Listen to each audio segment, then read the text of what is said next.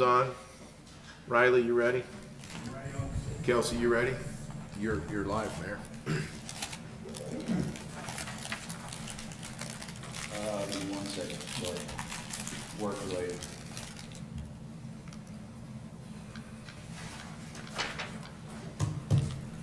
Good morning, welcome to our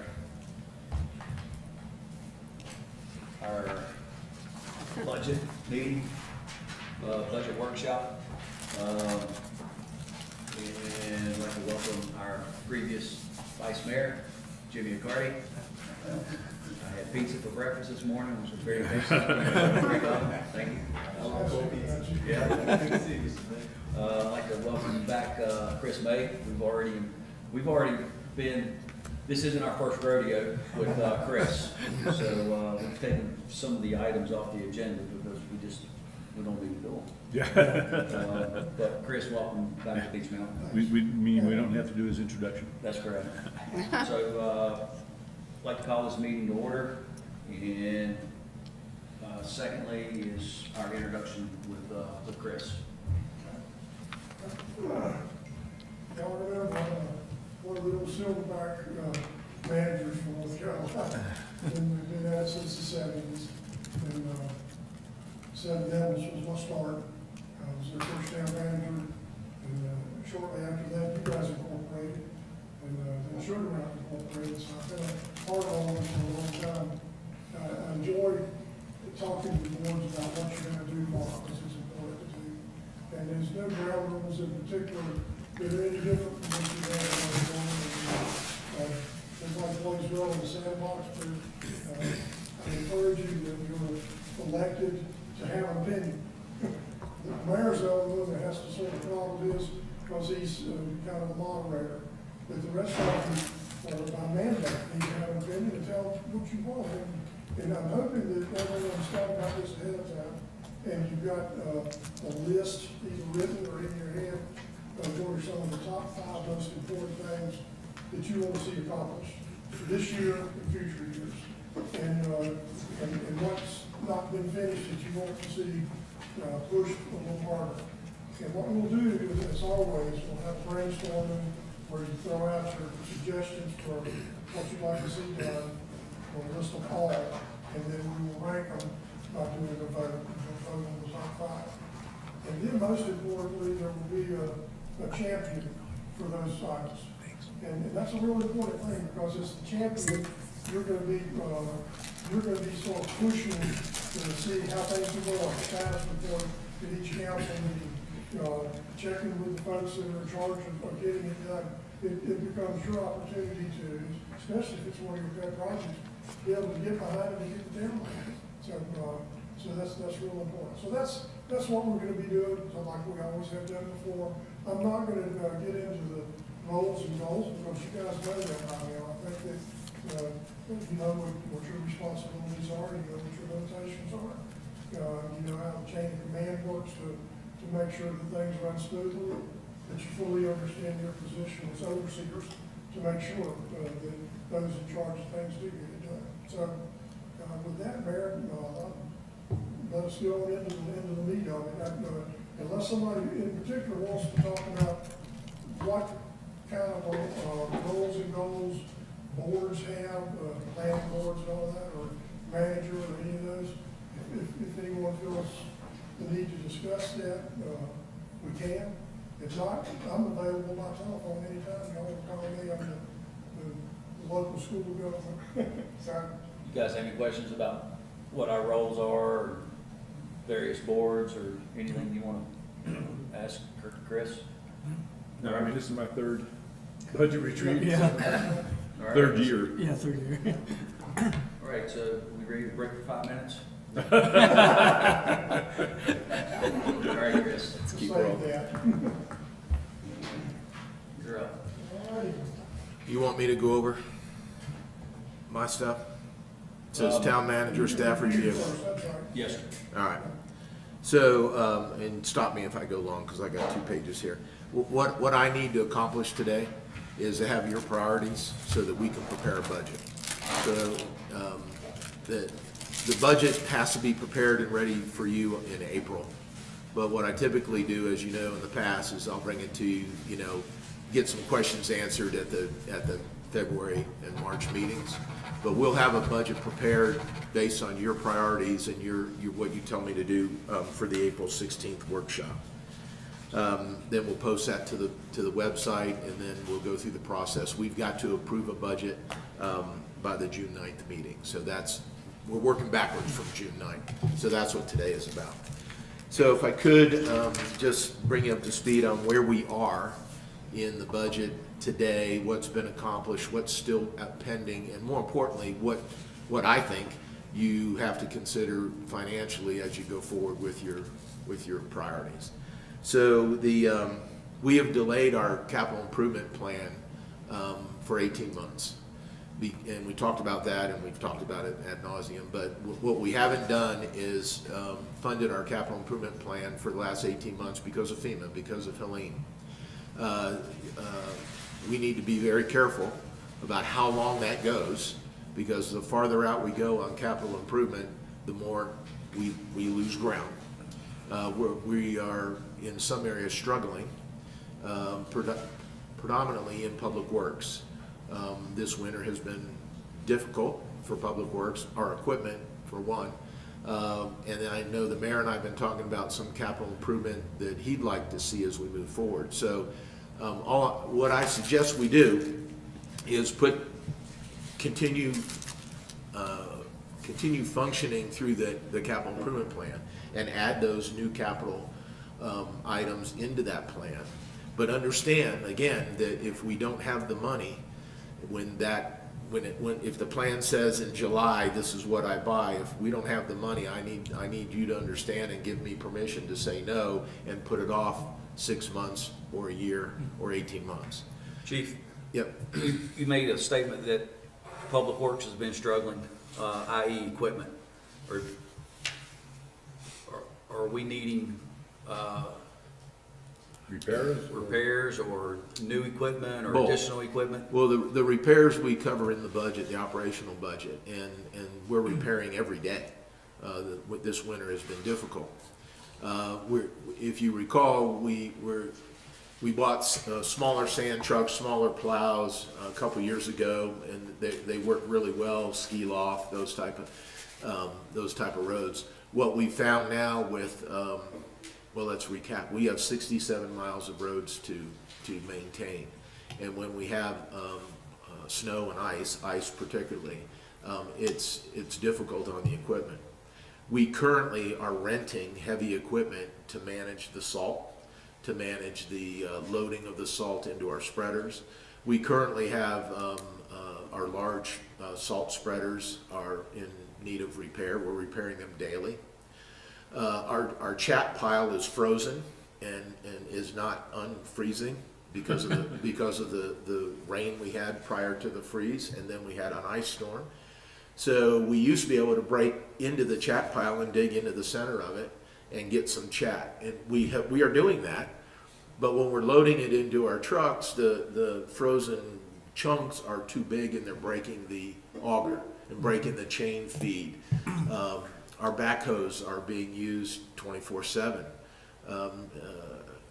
So to answer your question, we're renting equipment to get through the winter. And Because our equipment is broken down, that would normally do that? yes, and we need additional equipment. We took, for instance, we own a large rubber tired front end loader, and we used that last year to load salt out of the salt building into the salt trucks. This year we had to put a plow on it, and we had to plow with the front end loader, which then leaves us nothing to load salt. So we were using a backhoe, totally inefficient. We were using track hose, totally inefficient. We went out and rented a front end loader, and it's over there at the salt building loading salt. Backhoes, they work every day, and right now they're working 24/7 when it snows. They inherently break down. We're having difficulty keeping the equipment operating. I assume we're doing preventative maintenance on the equipment. Yeah, not like we should. We really don't have the time. We're repairing it when it breaks, It's getting lubricated, it's getting cleaned, it's, you know, that type of thing, getting oil changes. But what we're not doing is, you know, you don't have time to do the inspection, order parts before they break. The other issue we have, particularly with the Caterpillar equipment and the Case equipment, is you can't get parts. It breaks, you determine what part needs to be replaced, you order the part, and it's 6 months to get parts on some of those large pieces of equipment. So we had equipment in the capital improvement plan to be replaced. We have trucks, we have cars, we have police cars. You approved a very comprehensive capital improvement plan, but I want to start off with, we stopped that plan for the most part while we go through the recovery for Helene. The reason we've done that is because I have spent more money than we have gotten back from FEMA. And so last council meeting, I told you we're about at $1.3 million short of what I've spent and what FEMA has reimbursed us. So we have to cover that cost as we move forward, and we're doing that by not using capital improvement monies out of the general fund. I will catch up. We've stopped FEMA recovery projects. As I told you, when we went into the winter, we had contracted with everything we could afford. We pretty much paid that out, and now we're waiting, and winter is good for us in this aspect. We're waiting for FEMA funds to come in so that in the spring we can start contracting out for additional work. That is why we've held off on capital improvement. We have bought some. If you recall, last year I had the same conversation with you. So when the police chief comes and he's got a police car in the capital improvement plan, we look at the finances. I get with Steve, and we figure out, can we afford it or not. So as we go forward in this year, it's more of the same is what I'm saying. It's going to be more of the same. We can't continue, though, for too long to delay the capital improvement plan, because it will become untenable. We won't be able to catch up, and we won't be able to afford to replace everything at once. That was the beauty of the plan. Chief, I just had a question. Is there any way to cover the chat? I mean, I don't know how big of a Not really. structure. No, Not really. it's, we have trouble covering the salt. The chat pile is a mountain that's out there Okay. by the transfer dock. Okay. It freezes every year. This isn't unusual. Okay. What's unusual is that it froze a lot and it hasn't warmed up. We've had a winter that was predicted. We've been blessed the last 5 years that I've been here. We've had pretty mild winters. Mhm. Couple storms, but Yeah. they go away and it warms up. We haven't this year, and we're struggling with that. Chris, on the south side of Boyne Rock where DOT has their facility, is that effective? I don't know, So like it's a covered three, I remember years ago, people would come on there and shovel a little bit into the bucket. So, but they got plenty of salt in there. Yep. They got chat, but whether or not they can move it, and they actually got down the mountain, actually got more ice than you did up here because of the inversion. right? So, I don't running steam lines into it or something, I don't know how you were trying to call it. DOT's got a center block building. It's got like 3 bays to it. Yeah.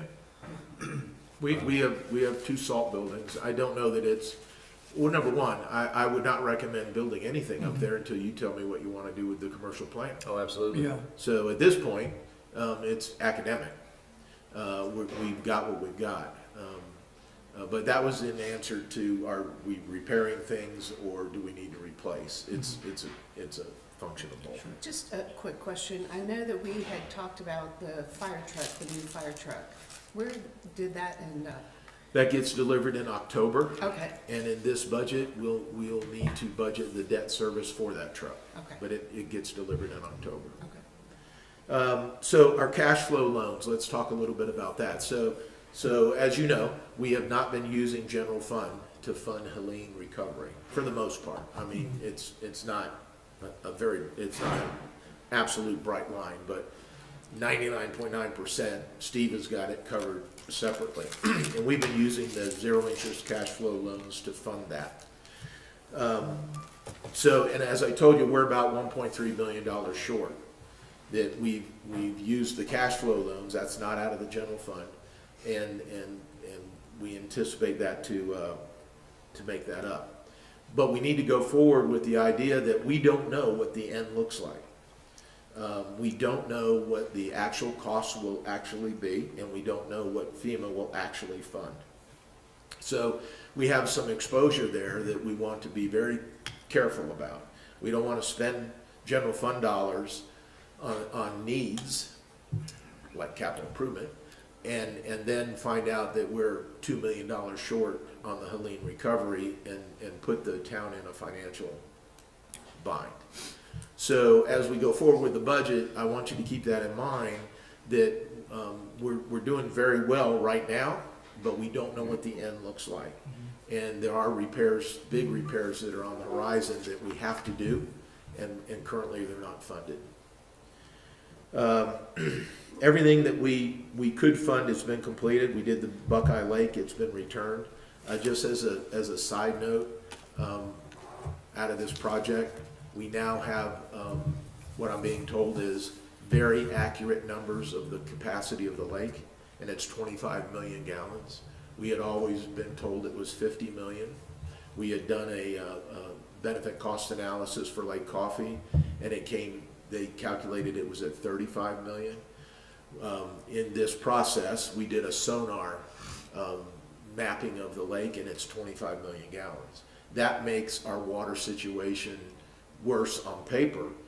The reality is it doesn't really matter what the number is. That's what we have. That's what we've been using. But it will benefit our benefit cost analysis with the federal government, because now we have even less water than we thought we did. But we have a very accurate number of about 25 million gallons for Lake Coffee. So the Cherry Gap disposal site is almost complete, almost paid for. All the roads in Helene were done.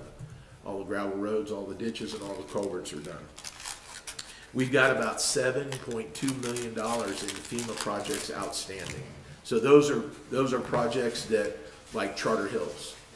And those are projects that I expect FEMA will reimburse us. But that's $7.2 million that I don't have. And that's money that we don't currently have obligated, and certainly don't have the check written from the state. So basically you're saying we've got $7.2 million of work to do Correct. under Helene. This has been FEMA approved repairs. No, they haven't Have approved not it been- yet. Okay, so this is, It's in the works. yeah. FEMA took the last 2 weeks off because of the storms. We didn't, but they did. So, every week we go through this process. We haven't been told no. We don't have a denial, but I've got identified $7.2 million of projects that need to be done this spring and summer that are not funded. And obviously, if they're not funded, we're not going to do the work. Yeah. But have we done all the work that's been FEMA approved? Yes, we've done $1.3 million more More, right? than what they've approved.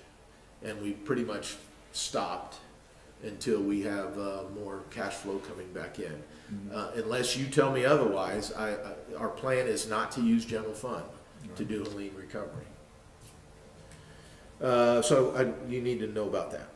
Major projects that are not FEMA. So this is going to come out of either our utility or out of our general fund. The stormwater utility that's underway, currently you funded that at $30,000 in the current budget.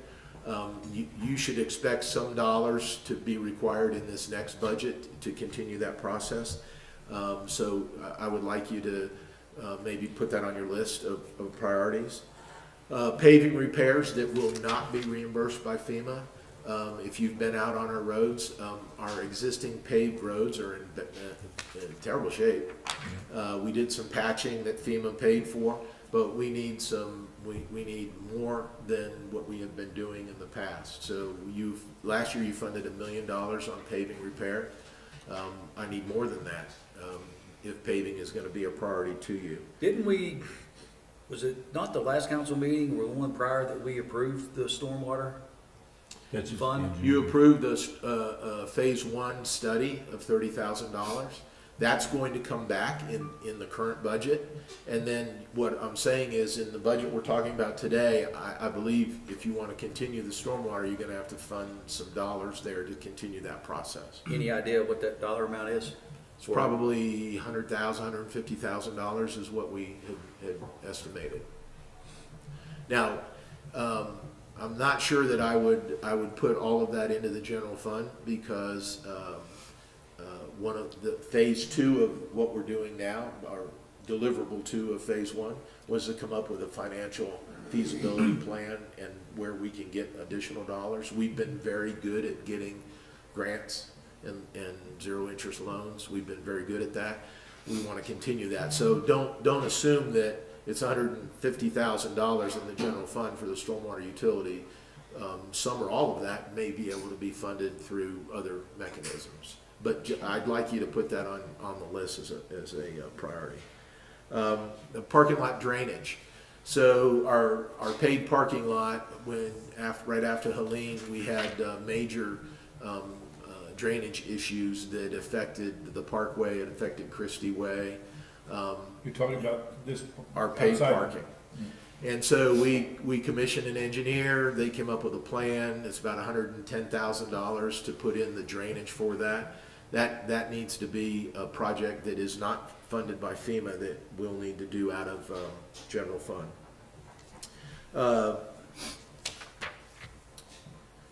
Let's see. So, in the commercial district plan, we've got that underway. It's being funded by the TDA at 100%. I expect them to continue funding it at 100%, but we'll need to have that transfer in the budget. In other words, when we do a TDA project, on our expenditure side of this budget, we would show the expense of the commercial district plan. And then on the revenue side, we would show the revenue coming from the TDA. But you have to show that expenditure in this budget. So when we say, the commercial district plan, I need to show an expenditure, but we'll show a corresponding revenue that offsets that, but just keep that in mind. Do we, has TDA, did we send out a request for proposal for that amount of money for phase 2 of? Yes, and they have approved that, and it's on your agenda in February for you to approve. Okay, And assuming you do, they approved it at 100%, it's $120,000. okay. TDA just did that last week at their meeting, and I have it on your agenda. What item was that? This is for the commercial district plan, the Hill Group, Okay. phase 2. Yep. So the point I wanted to make, though, is that even though it's being funded by the TDA at 100%, I have to show the expenditure on the expenditure side of the budget, and we'll show a corresponding revenue. That's not clear to the general person who looks at the budget. In other words, they'll look at the expenditures for last year and then the expenditures for this year. And if you compare the two, there's going to be expenditures there that are 100% funded, and they don't look at the revenue side. So I wanted to set that expectation today. There's been a number of projects that each of you have talked to me about. I'll assume that you'll bring those up, so I don't have them here. In personnel, I'd like you to look at a IT person, and let me briefly discuss this. We went out through the league and commissioned the National Guard. Has a program where they'll come into a municipality and they'll do a comprehensive IT analysis of threats, where your weaknesses are, what your exposure is. The town is IT-wise pretty large now, and we may not realize that. We've got payment portals on utility. We collect a lot of customer information. We've got a lot of financial information of our own in there. Our IT has grown exponentially over the last 5 years. So we commissioned them, and they came in, and as I expected, their report is quite critical. They found a number of issues where we have exposure. I don't have anybody in-house. Let me go back. We contract with a vendor who does our IT. And they're very good. What they mostly do is sell us equipment, install equipment, maintain the equipment, and run, make sure everything is up to date. what they don't do and what I don't have is somebody here to set policy on how the IT system is to function and what employees can and can't do and what security settings need to be in place townwide. What I don't have is someone to watch the reporting. So we've got the state-of-the-art firewalls and this is beyond me. We have state-of-the-art processes to monitor our system, to tell us if there's an incursion, to tell us if someone's trying to get us for ransom or something like that. What I don't have is anybody to watch the darn reports. So once it happens, we go back and look at the reports and go, yeah, it happened. I don't have anybody setting policy, and I don't have anybody that's actually monitoring the system on a real-time basis to see if we have exposures. We could possibly do this with a vendor. I'm talking with our vendor that does this now, but this is the need I think we have. We need to understand the exposure the town has on the IT side, and I need to tighten that up substantially. What, Beach Mountain is just like we're running it like a business. And what business doesn't have an IT person full-time or part-time? Especially as size this And, is. yeah, especially the size of our Well, town. I agree. And if you really look at, every day we just add things here and we integrate things. Our water meters are now electronically monitored. All of our account information. We have substantial exposure. And I don't have the expertise in-house in my staff to do this. And our vendor, very good at what they do, but this isn't what they do. I'm sure that we can possibly find an outside person, but I need you to have that thought in your mind that we need to. It's time It's for dollars. Beach Mountain. One ransom would far exceed what the cost either to a vendor or an employee would be. One, lock down our servers so that we can't.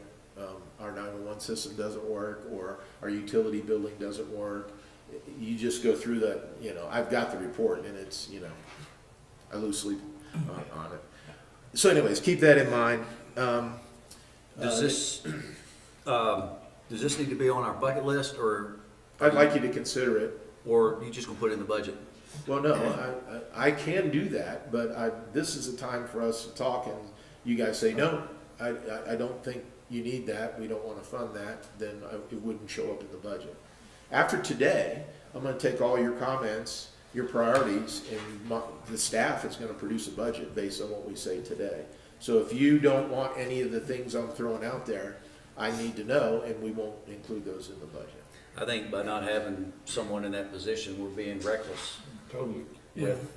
I mean, it's a huge liability, and this would come back and haunt us, and haunt the town, and haunt whoever it was, whomever was affected by it.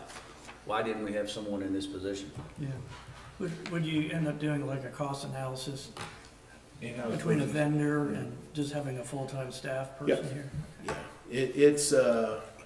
Steve's been heading this up for me. Okay. And he's been looking at exactly that. And we brought in some vendors to do training for our staff and to do testing of our system.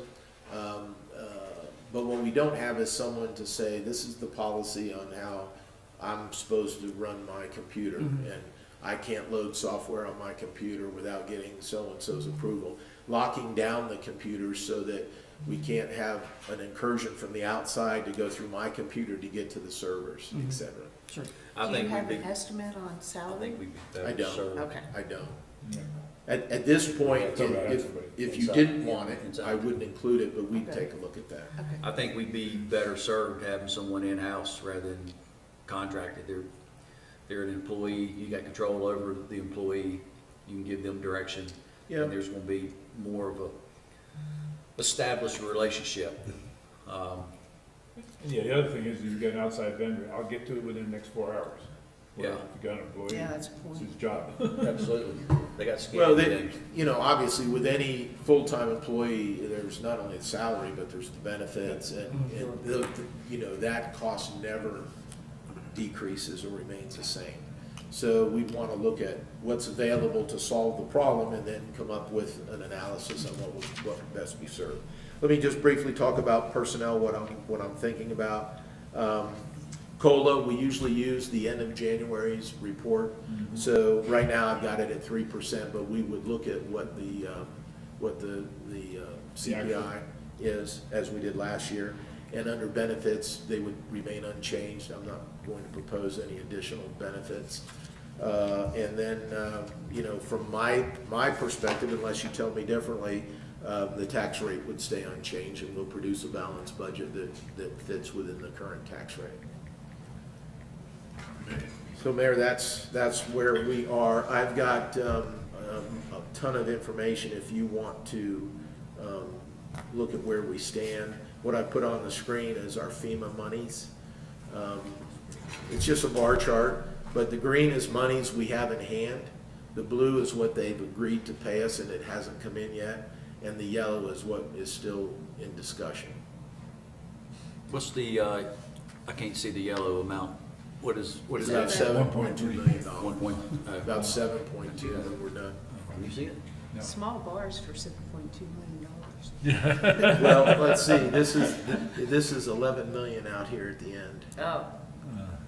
Oh, This is just where the money is being spent. So I'll answer any, I've got the current budget in hand, I can tell you where we're at. Steve's in his office if we need him. We can provide you any information as we go forward on what you need to know. Are we fully, we're fully utilizing our zero interest loans? Yeah, yes. Yeah, I mean, Yeah. so.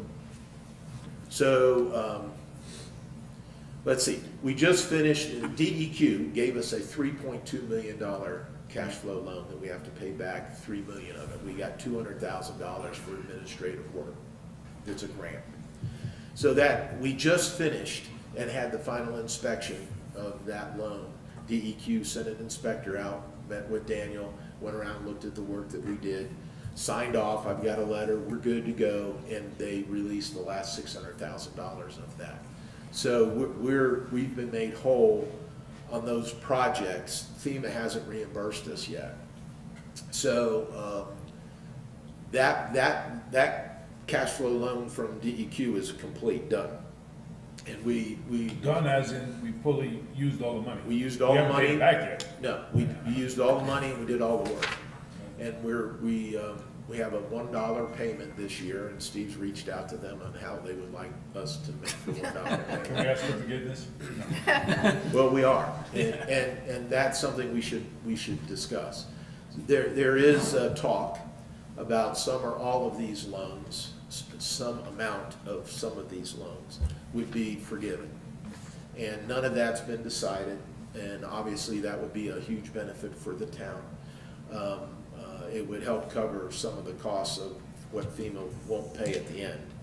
But we haven't gotten any definitive answer. So you should be aware that those conversations are taking place.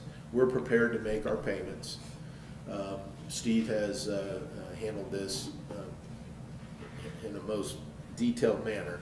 So we're prepared to make our payments on those loans as we move forward and as money comes in. The other cash flow loans and grants are probably 80–90% complete where we've used the money. There are some that haven't been reimbursed yet.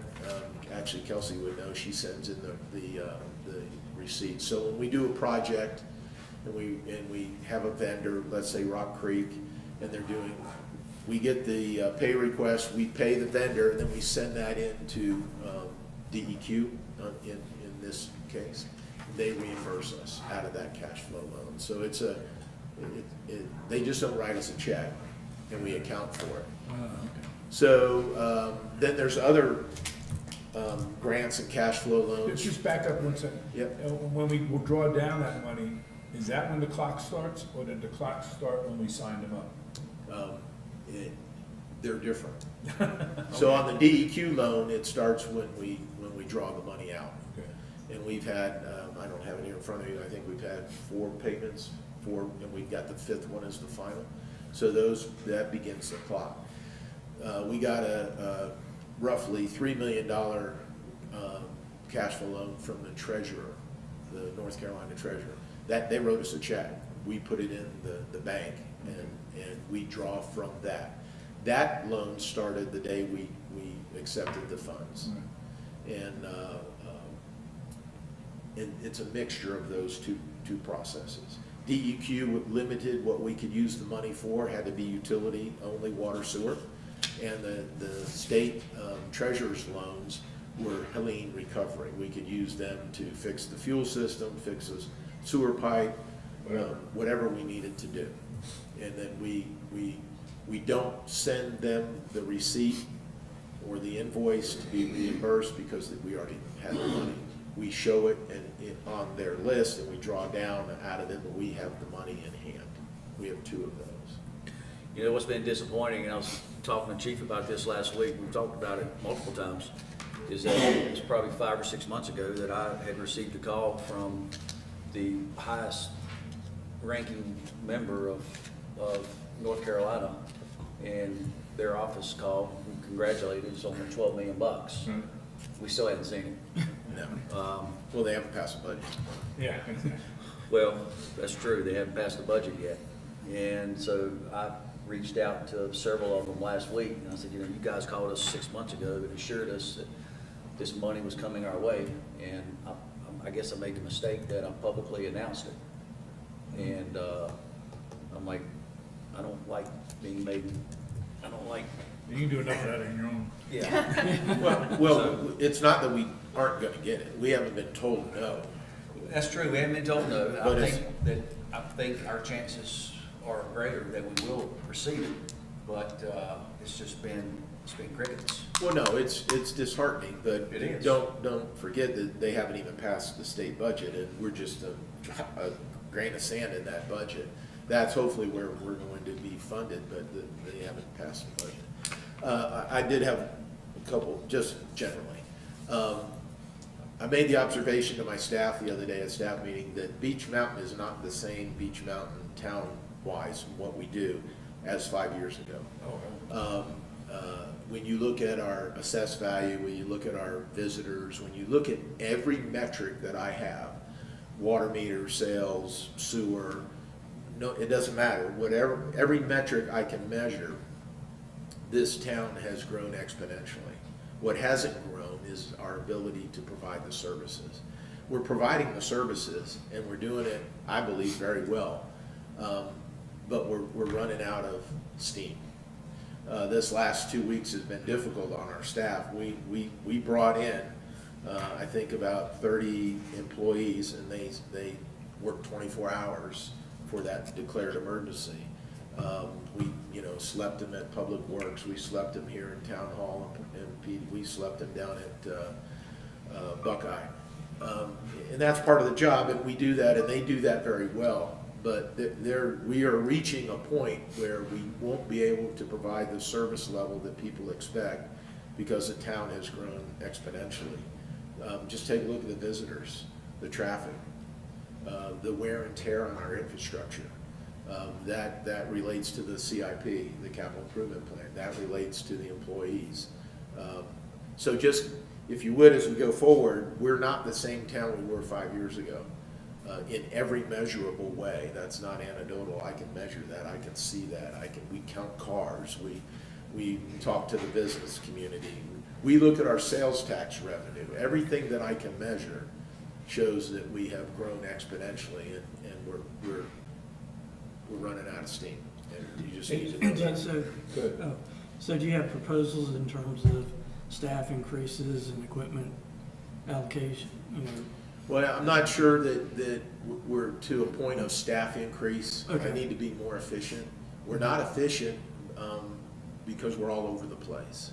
Okay. We can't complete a roadway project. We can't do right-of-way. We can't do utility connects.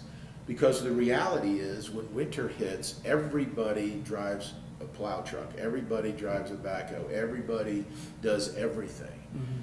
So the road crew that was doing ditches now is on a shift doing salting, snow removal, repairing equipment. the people who are doing Parks and Rec are making snow 24 hours a day at the sledding hill and managing those type of things. So I don't know that it's more people, Okay. but certainly the capital improvement plan needs to be looked at. We can be more efficient with better equipment that actually, you know, we don't spend a whole lot of time trying to repair and maintain. You know, what concerns me is that we expect a certain amount of a certain level of service. And as you said, the employees the employees are running out of steam. And my concern would be, employees getting burned out. You know, I mean, how many times a year, and we'll kind of bounce back and forth, how many times a year do they have to come in and work a 24-hour shift? You know, maybe 2 or 3 times. But as Chief Putney said, our town has grown, but our staffing hasn't, our employees haven't. And I think it's a good approach that we take a look at, and we're doing the same thing at our plant. You know, we're short of employees, so we invested in equipment. And, you know, just in the past, probably year and a half, we spent maybe $2 million on automation. We had to, because the employees just aren't there. So I think that's a prudent approach to look at what equipment may be available to replace some of the employees, not replace, but rather than hiring. Assist. Yes. Yeah. Well, we can- Efficiency versus. We can certainly employee. be more efficient, because Would it be better to add somebody or do the efficiency, you know, the Well, cost it may be both. involved? I just wanted to, as general, I wanted to let you know where I see the town today, what's going on. The past year has been very difficult for the town because of Helene. So we don't want to use that as the norm. Eventually, we'll get all this repaired and be able to get back to work. But just like the capital improvement plan, we're losing ground. And those things are catching up to us. So when you look at our roads, we're losing ground. And we used to have, you know, motor graders out there every day, dedicated 2 people, you know, taking care of the gravel roads. We're not doing that. We replaced a lot of gravel roads through FEMA, which was great, but there was a lot of roads that weren't replaced and they didn't get maintained. And we've got gravel roads today that as soon as it thaws and we can get some spring weather, substantial amount of work has to be done to those. So I need things to do that. I have to have people to do that. I have to have gravel to put down, and I've got to have equipment that works to put it down. And those 3 things are key to getting just that simple project done. We haven't done right-of-way, we haven't done right-of-way clearing. I know the mayor is adamant about, you know, roadside beauty and improvement. I agree. I just don't have the time or the money to do it. It's interesting you bringing this up, because in thinking about this meeting, I was coming up with the same thing. We, 54,000 cars go by town hall over New Year's, you know, and where do those people go, what do they do, and what services are they expecting, and what can't we provide? And then the other aspect is that, well, who should be paying for that? You know, should we be, you know, using taxpayer dollars to pay for, you know, road repairs that are caused by the tourism of the mountain? So, I mean, this is why we're here today, I think, maybe we should be discussing this stuff as to where we can identify all different things, but there, you know, yes, the town gets run down quicker because of the amount of traffic we get. And what do we have to do to alleviate that, or at least maintain that? And then who should pay for it? Or how do we pay for it? Well, I think that's a direct correlation of tourism. Yeah, TDA. I mean, you know, yeah, we don't have 54,000 people that live on Beach Mountain. no. No. Well, and it's not just roads, as you know. It's garbage, it's. Garbage, water, Water. you know, the water system is we're pouring tens of millions of dollars into the water and sewer system every year. And we're, in my opinion, we're not seeing the results that we need to see. And you I mean, I was- know, water, sewer plants, it's, That was my question. Once we get coffee online, will we be able to handle that additional amount of water? Or we're, well, We don't have as much water as we thought we did. if we Well, that's get, if we get coffee. if we, yeah. I'm positive. I think coffee is, it's not a want. No, It's, it's turning Right, out I critical. more totally and get more. that. it's critical. I'm just wondering if, once Well- we get to that point, I think that will solve our source water capacity. Coffee's literally actually designed to be 50 million gallons.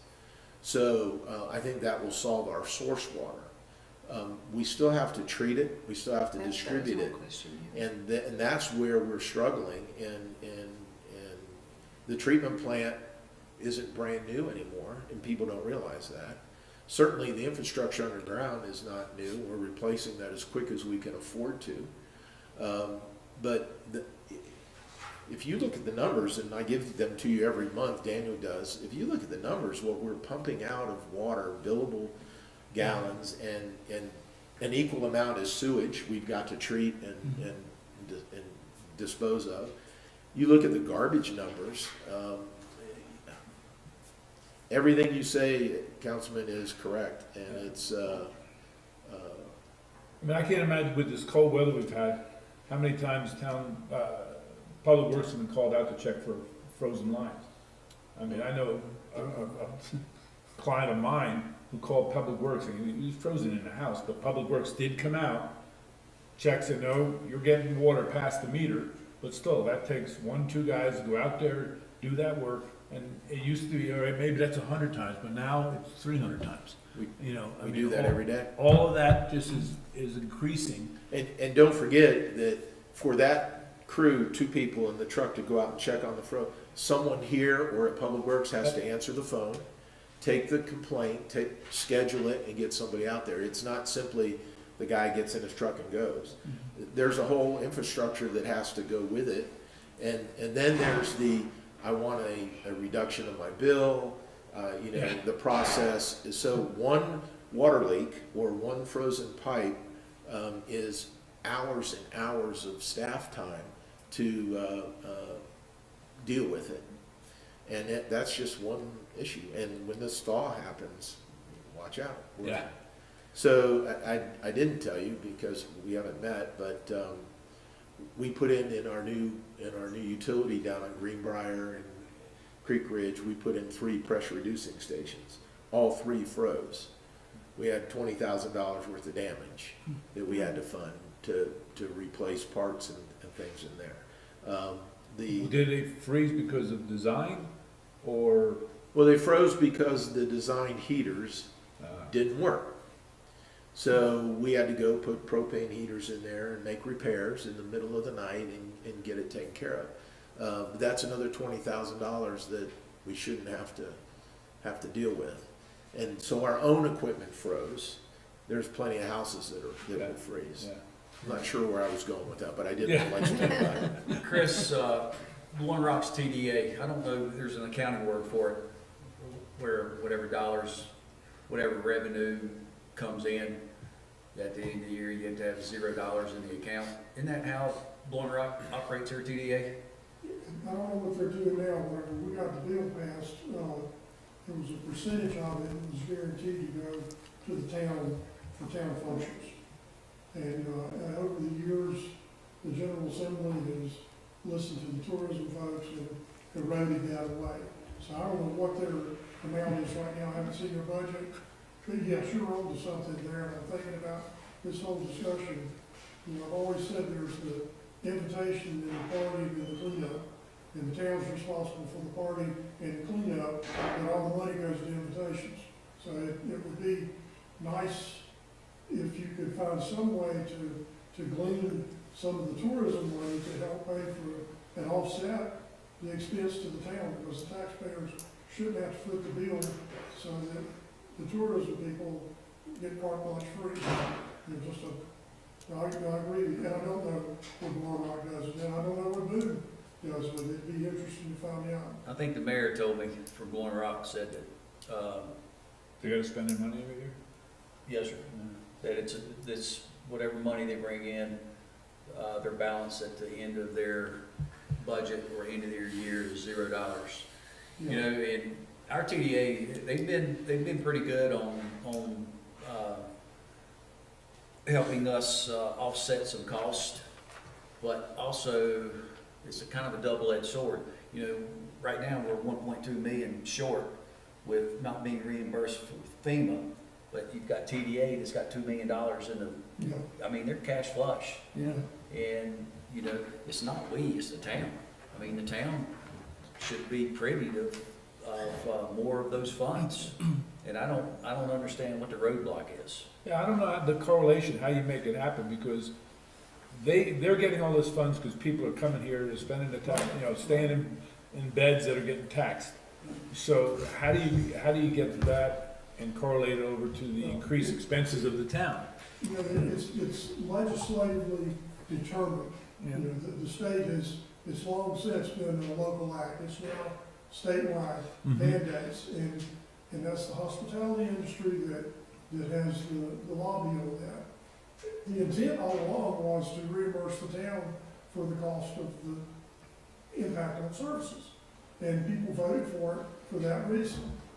But, and if you have a cordial relationship with your TDA, that's good, but statutorily, they don't have to give you a dime. And that I think is a concern, and I would think if you have a local act to amend the deal just for Beach Mountain, so that you have a guaranteed mandate of 20, 30, 40%, I think that'd be great. I mean, if they quit sending invitations today, I don't think people quit coming. You know, Chief Budden was talking about, well, I've told him one of my pet peeves ever since I got on council was beautification, because Beach Mountain looked worn.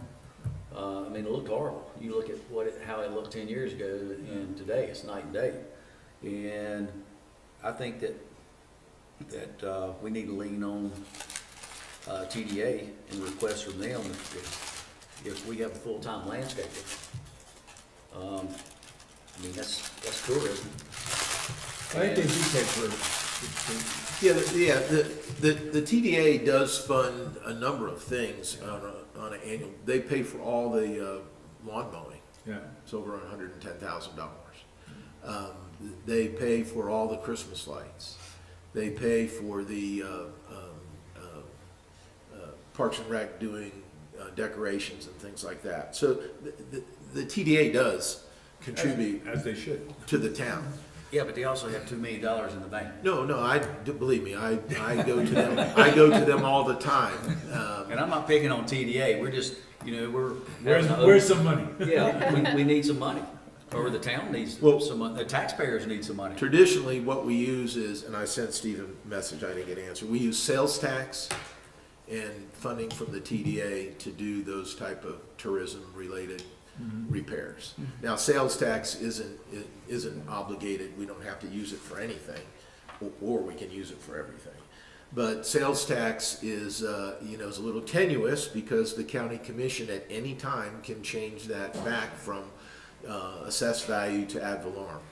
And when we were on ad valorem, or population, excuse me, we were getting, $30,000, $40,000, $50,000 a year. And now we're getting several $100,000 a year. So sales tax has been up. If you look at That goes into the general fund, right? it does, and we use it to pay everything. But it's not guaranteed from year to year, and that's what makes me very nervous about long-term commitments using sales tax revenue. And similarly with TDA, a downturn in the economy, tourism, TDA monies would dry up and we wouldn't be able to do long-term. But what we've been successful with TDA is projects. They did the Sledding Hill and they did a number of projects where we get a grant and we go do the project. So that's been very advantageous. What we haven't been successful with is infrastructure, paving, beautification, short of what they pay for in lights and things like that. So that's a conversation that we've had continuously with the TDA. You've got some new members on the TDA, and maybe we'll see something different there. I don't know. You guys, Want to take a quick break and then go into our bucket list? Whatever you wanna do. Will that work? Works for me. Anybody need a break? You, oh, the mayor needs a break. I need to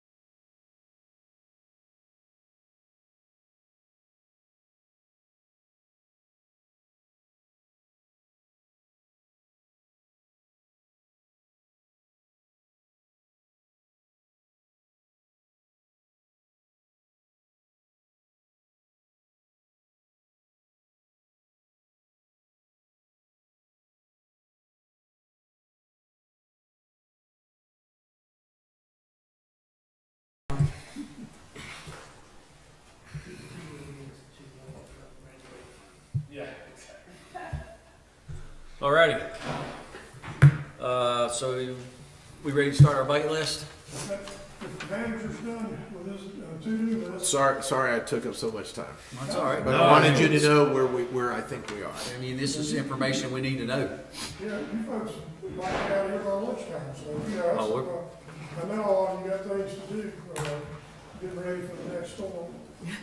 All right. We heard some things mentioned, and, you know, I can ask for you all called out, things on your list. Do you want me to put, just down up there the things that you talked about? Well, I think it needs to be on a list, yeah. Yeah. My- Yeah, Well, I mean, that's gonna be, things that he spoke about, it's gonna be on my bucket list. Yeah, That's what we're that's right. talking Yeah, about. that's bucket list. Yeah. Okay, well, then let's just jump into it and let you guys, just listen. Alan, you wanna start? Infrastructure, you know, the infrastructure part of it, really about, one of the You know, it's thoughts. a big word. 'cause Yeah. Yeah. All Yeah, encompassing. well, I think, you know, You need, yeah, we ran into this last year. Need to break that down. yeah, we should have, you know, the sections of there, but, you know, he obviously mentioned vehicles, you know, trucks and so forth like that. Vehicle and equipment. parts. And that was one thing I was gonna ask him, about was, how much do they, cause they said there's some of it they have a 6-month lead time on parts. So are they ordering ahead of time and do we have it in the budget that they could have that sitting on the shelf instead of saying, oh, this just broke and now it's gonna be 6 months till I can get it? So maybe So pre-order having a fund for parts. that, or, you know, having a portion set aside for that. Well, it's interesting, the two people need to talk about that left the room. Yes, And there one's he back.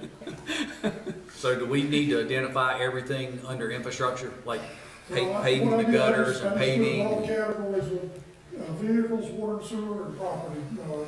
Because I know what'll happen if we start listing individual things, when we get to the end, everybody's gonna say we need to consolidate. So I'm thinking if everybody's of the same mind and they understand vehicles means everything from bicycles to garbage trucks, and in between, and maybe vehicles and equipment might even be better. Where are we with the fire hydrant system? As part of, is it still in the budget, or did it Oh, move yeah. out of the budget? No, it's a operational expense. Okay, I don't know exactly how much. I think it's $15,000 per year for Maybe more. for replacement. okay. Not right this second, but. All right. Of I mean, importance I'm is sorry, the still new sort of- projects like Greenbrier added a whole slew of new hydrants. We replaced the existing ones with new ones, so we've made tremendous progress on that. Okay. Art? So do we want to say infrastructure and then CIP, capital improvements program, for those things? 'Cause that's and so you would be funding the capital improvements program as opposed to just individual? Or do you want to break out, is there a particular piece of equipment you want to make sure you get if you don't get anything else? Well, I'd like to follow the plan as opposed to shotgun approach it. But if there's something that you want, I need to hear that. We've got a very extensive capital improvement plan on schedule, on what gets replaced when. What it does is it takes out the arbitrary, oh, I need it, you know, I have a department that says I want a truck today, or this year, or whatever. It gets put on the plan, and then we, if it's all right with you, I would like to fund the capital improvement plan, so that we have some organization to it. Do you have like a percentage that you want to fund it to try and stay within holding on to some of that, or backing it off for Helene or FEMA? No. Or just come up with, Don't know what you don't know. If you'll make CIP one of your priorities, we'll bring numbers to you. okay, I mean, that's really what I need today, is what are your priorities going to be, and then we'll sit down with staff and put numbers to those priorities and bring them back to you. And quite frankly, some of what we prioritize is gonna have to be cut, because we won't have the money to do it. So no, I don't have a number. It could be $1 million, it could be $500,000. The point was, we have paused our plan, which pushes everything back, and we need to get back on track sooner than later. But that's, capital improvement is in our present budget, and we're just not utilizing it? Because we don't know what's gonna happen with, Yeah, with FEMA. correct? We've done very limited capital improvement in the last 18 months. We need to double down on our capital improvement because, I agree. you know, we're falling behind. Yes. We can't keep kicking the can down the road on capital improvement. That's what hurts us. And I say this gingerly, if we have to spend some money out of the general fund to get caught up, we have a very small window of completing these projects. So, and if it means that we have to call in additional contractors or additional pavers or whatever the additional is, that we potentially spend, if the grants or loans aren't available, Readily available. then we spend some money out of, some money, I don't know what that dollar amount is, whether it's $100,000 or $1 million, but we spend some money out of the general fund so we can get caught up. You know, I feel confident, I mean, I'm gambling when I say this, but I feel confident. It's not if we receive additional funding from the state when they pass the budget, it's when. And that's where we are with the unknown, is when. All right, Art. I was just gonna, the question I brought up before was so the maintenance, like the preventive maintenance and then parts that you were saying some had a 6-month lead time.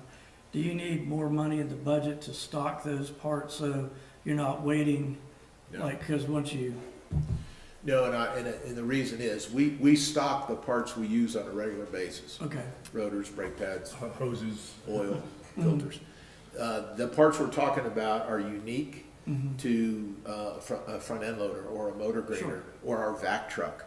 And those are not something you would put on the shelf. That's why we can't get them, is because the manufacturer is not stocking those parts. In other words, they're waiting until, it's very expensive parts usually, they're waiting until someone orders it and then they go get it. And the supply chain issue is a problem. Okay. It would not be financially prudent to stock those parts. We'd have something we'd never use, because as soon as I stocked it, that piece would never break. 100%. It's good insurance. Put chains on your trucks and It won't snow. it won't snow. that's right. That's not true. I learned that the last 2 weeks. That's not bad works. I mean, as far as my bucket list, I mean, I've got a couple of items. Let's start, we tried to, or at least there was a group of residents who tried to develop some kind of upgraded communications with the public. We tried to get something going with that, and it kind of fizzled. But I still believe that, I mean, just like we had the state of emergency the other day, yeah, I got an email as a councilman, but there was no, that, at least that I know of, and I didn't receive anything as a general public saying we were under a state of emergency. We sent it out. Where? We sent it to what we call a sunshine list, the same list that gets the agendas. We sent it to the newspapers and the press, and we put it on the website. I know it was on the website, and, because I went there and looked at it. But I never received anything. Maybe I'm just not on that, any of those lists. Was My it on wife the didn't radio get anything. station as You well? got blacklisted. On our radio station? It was. Okay, and Code Red, does Code Red call people? It does, but I didn't use Code Red. Okay. Stuff like that, we've got a whole file that we keep up, that sunshine list emails, I mean, there's a few, but it isn't like an astronomical number that's on there either. Well, whatever happened to Code Red? We have it. Did we use that? No. That was my decision, Yeah. not to do that. The purpose of it, you read the state of emergency. Yes. So it didn't say to do or not do anything, Mhm. correct? Yes. So the sole reason we did that was so that if FEMA declared it an emergency, we could be reimbursed for all the expenses we had from that point forward. Right. They did not, and so the mayor signed a, notice terminating it. It wasn't to tell the public to do anything. It wasn't to give direction to the public. It was simply to set us up, if the storm had been worse than it was, to be reimbursed for our expenditures back to the beginning. Check in the box. Correct. Kelsey, you know how many people are on the sunshine list? I don't mind. You know, and Art's mentioned this a handful of times about the lack of communication. I don't disagree with that, but I do think that being on the sunshine list, it is, it is good information that goes out. Well, I wouldn't know, I'm not on. I mean, give, You'll be on it today. we will be on it today. If I could, and I've heard this before, I don't know what information we're not getting out. So people have to request to be on the sunshine list. They have to request to be on code red. The numbers are dismally low in both areas. We need to communicate that.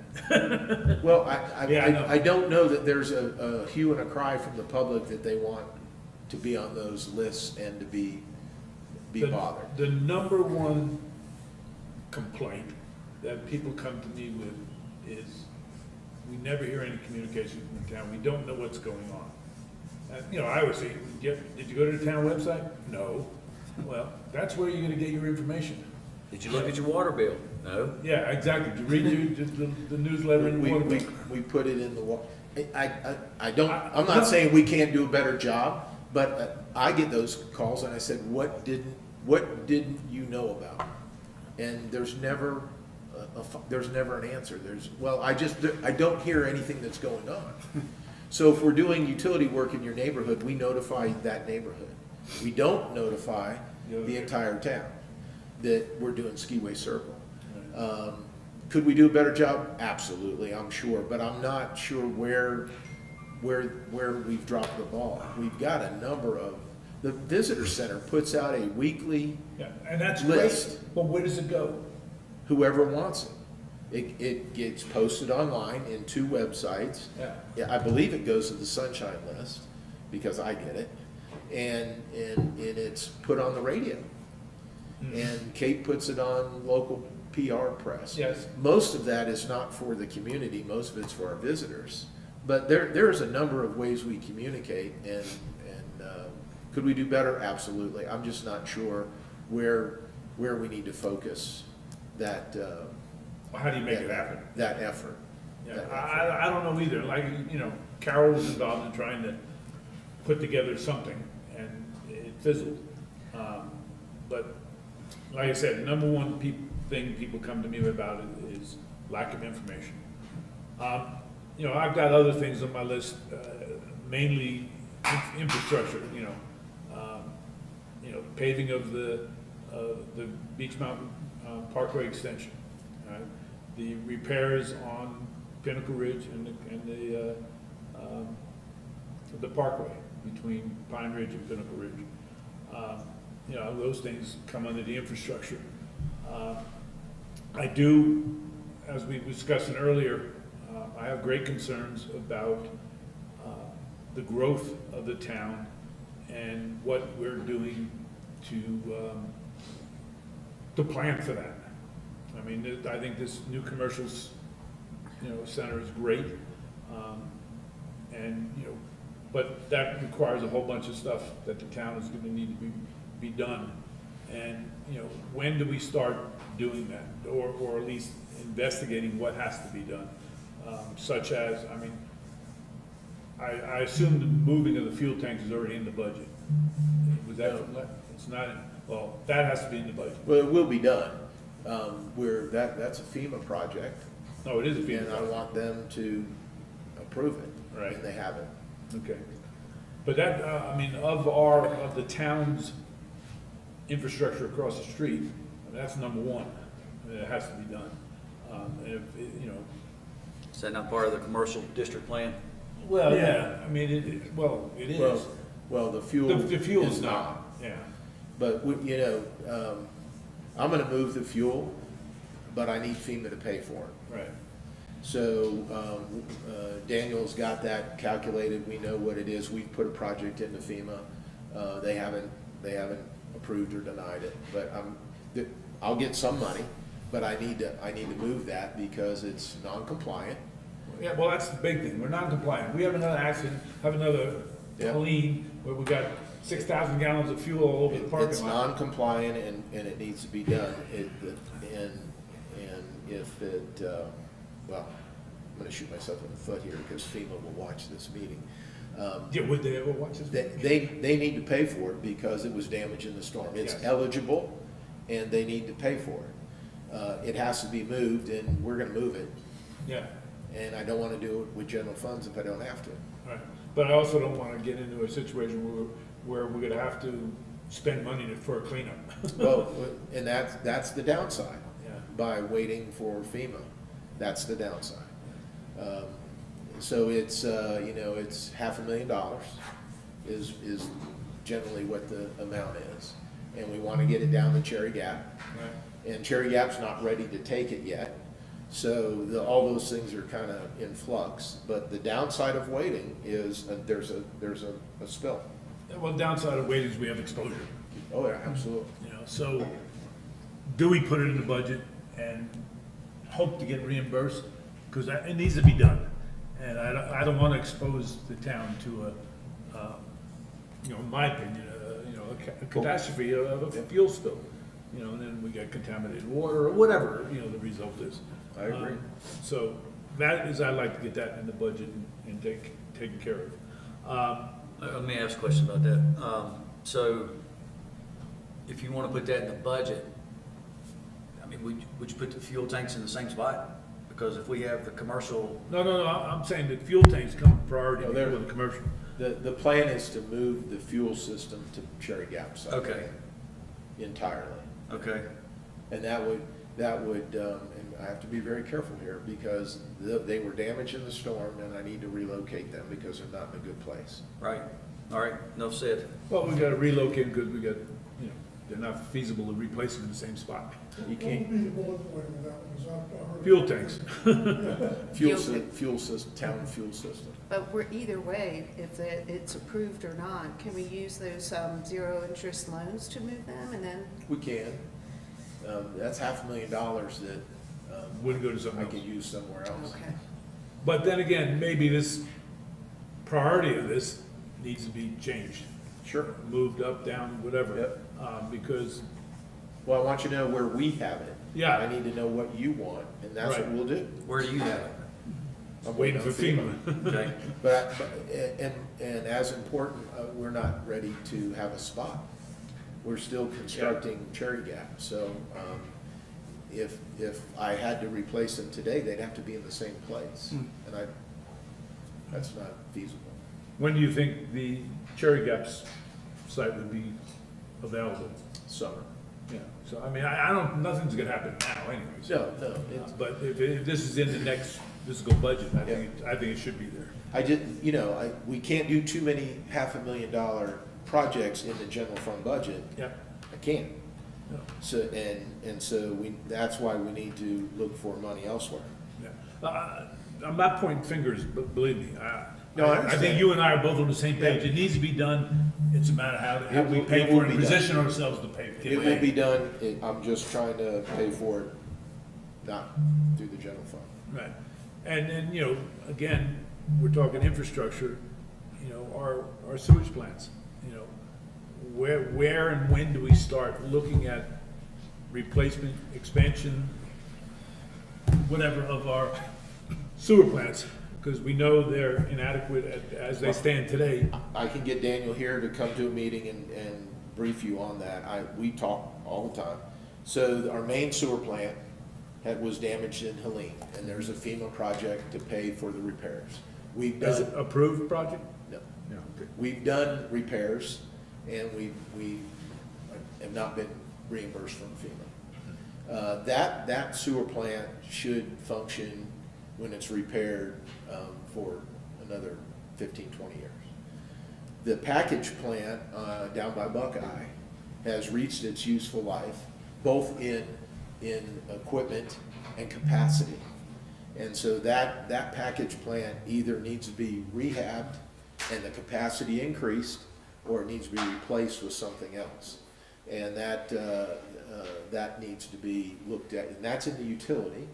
So that needs to be looked at individually as we move forward, and Daniel's been working on that. We need to get an engineer. Well, as I say, do we need to put an engineer in the budget? We do. You know, so that, That'll be in the utility, not in the general fund, right, and that will, that's underway. We haven't done that. We haven't hired an engineer to do that, but that's a need that we know exists and what needs to be done to get there. I mean, that's on my bucket list as far as, we need to, what I'm saying is the engineer needs to be, we need to be proactive and get the engineer employed, get them making recommendations so we know what kind of money we're looking at. We can do that. Would it be premature to have Daniel update us on that facility?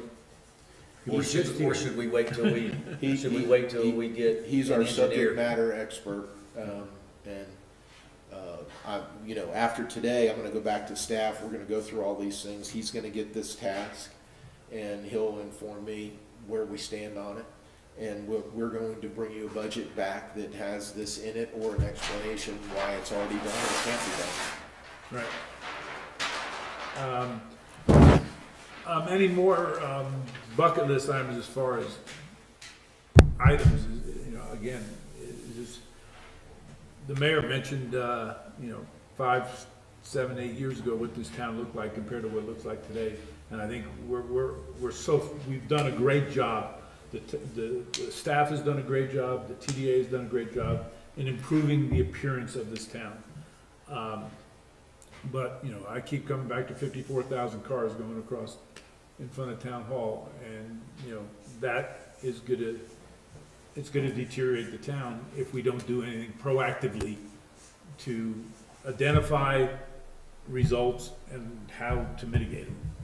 So I don't know how you put that in. In Is the that budget. DOT or is that, Town of Beach Mountain? Town of Beach Mountain. That'd be up to us. Well, and I didn't write it down, we talked about the traffic circle at the beginning of Resort. the resort. I mean, does that need to be in the budget, and do we know, maybe you can update us on. Sure. Met with Ryan Costin. He likes the idea. He's all in on it. We're going to share the cost of the traffic engineering to design it, and because that's a DOT project, it has some complications to it. He has asked to use his engineering firm. I've agreed to it. We don't have a cost yet. He's reached out to them to put together a proposal. Eventually, that'll have to come to you at a council meeting for approval, but that's where we stand. Okay. And it appears that the resort would like to reconfigure that entrance, as well as put in the circle, as well as put in a road for the fire department to get to the parkway without going through the parking lot. Right. So that's all being incorporated. I've agreed, a handshake, to share the cost of that engineering design, and it's underway. Okay. Now, is that part of the, it was part of the commercial part, the It traffic was. circle? So And we that's pulled the that- we- full we- TDA funding going back and forth, or we back No, to Town of Beach? No, that would be us. Okay. We pulled that circle out of the commercial plan because of the timing. We don't want Needs to to be wait. done. We don't want to wait. Gotcha. It's still gonna be a lengthy project because we've got to design it, and then DOT's got to be involved, and we'll deal with that as. That parking, as you pull into the resort right there across from Holland Realty, that parking lot that's next to Beach Towers, is that parking lot part of the resort, part of Yes. the towers? Belongs to the resort. Yeah, okay. So they put up a little picket fence there. Yeah, So everything from the picket fence towards the resort entrance belongs to the resort. okay, so there is room there. And Ryan and I talking, we would like to come off that hill along that line to get to the parkway and have a road there that the fire department and buses and maintenance people can go without going through the parking lot. Right. I think that's a great idea. Yeah, that's where I'm kind of at. Under the beautification projects, how do y'all feel about having like a full-time landscaper that does anything and everything, and, I mean, don't we have that? well, I mean, between We have a mower. Well, we the have, mower and the rec. we have a rec employee that has done a phenomenal job. Unbelievable. Yep. He has other duties as well, and the mayor keeps giving me more projects to beautify the town. And we just don't have the depth to do that. And then have that funded by TDA. Yeah, Yeah. Absolutely. yeah. That's an easy one to sell. Yeah.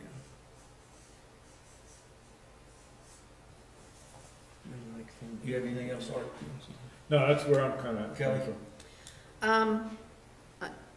Ditto with everything that's up there. Going back to the water, should we start adding to the budget some way to start funding being able to handle, you know, even if it's 10 years down the road, having to rebuild or create a plan to handle the influx of new water that's coming through the town? Or would that be part of utility payments? I just don't want to be Yeah. caught with a Well, $5 the way million that, the way project. that works currently is that when new construction comes in, they pay a substantial fee Substantial. for connection to our system that is designed to offset the impact. And then we sell them the water at the going rate, obviously. So we do have a mechanism in place to bring funds in for that growth in our utility system. Currently, I believe we're at 100% of what's allowable, based on an engineering study that was required. We, you know, if you wanted to revisit that, if you agreed with that process and you wanted to revisit that, it would be prudent to hire the engineer back and have them do that rate study, which also includes the study for impact fees. I'm not allowed to call it impact fees. Yeah, I know. It's called something else. Yeah. System development, there you go. System development. So that's how we currently manage it. If that suits you and you wanted to review the amount, because we're at 100%, we could do that. When we go into the stormwater utility, that's gonna go through utilities, and that will be on top of the 100% that we're currently running? Yeah, yes, that would be, I would run that through, probably our utility department, and that would be a separate fee that would, be charged to the property owners to run that utility. Okay.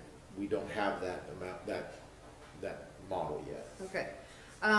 Going back to social media, we don't really do social media, and that's usually the biggest communication that we can do to the town, because that's where people are looking, versus Yep. online versus emails. You're correct. We do limited social media, and that's been by design. We've actually scaled that back. The liability of the public records law on social media is very detrimental to the town. For instance, if the town does a Facebook page and we post something and Mrs. Smith, citizen, comments back, positive or negative, it's been ruled that we have to maintain that public record of Mrs. Smith commenting to us as a public record. And there's where local government falls short. So if it's just about, a parade or something, not a big deal, but if it's a controversial issue and it goes further and they subpoena our public records and we're not capturing the Mrs. Smith's comments, we can be liable. So we have, based on what we've been told by the league and legal, we've pared back our social media. Police department is a good example. The newsletter that goes out with the water bills, is there a way to just put that online as well? I think it is. Is it? I mean, Okay, I haven't found It's it. on the town website. Oh, okay, I think but it's online, right? again, people don't really look at that. And Yeah, I some know. people don't really read the That's why I newsletter keep that comes referring with their people. bill. Look at the town I website. think, maybe as a suggestion at our next council meeting, because some folks say, I can't find it, maybe we do a tutorial.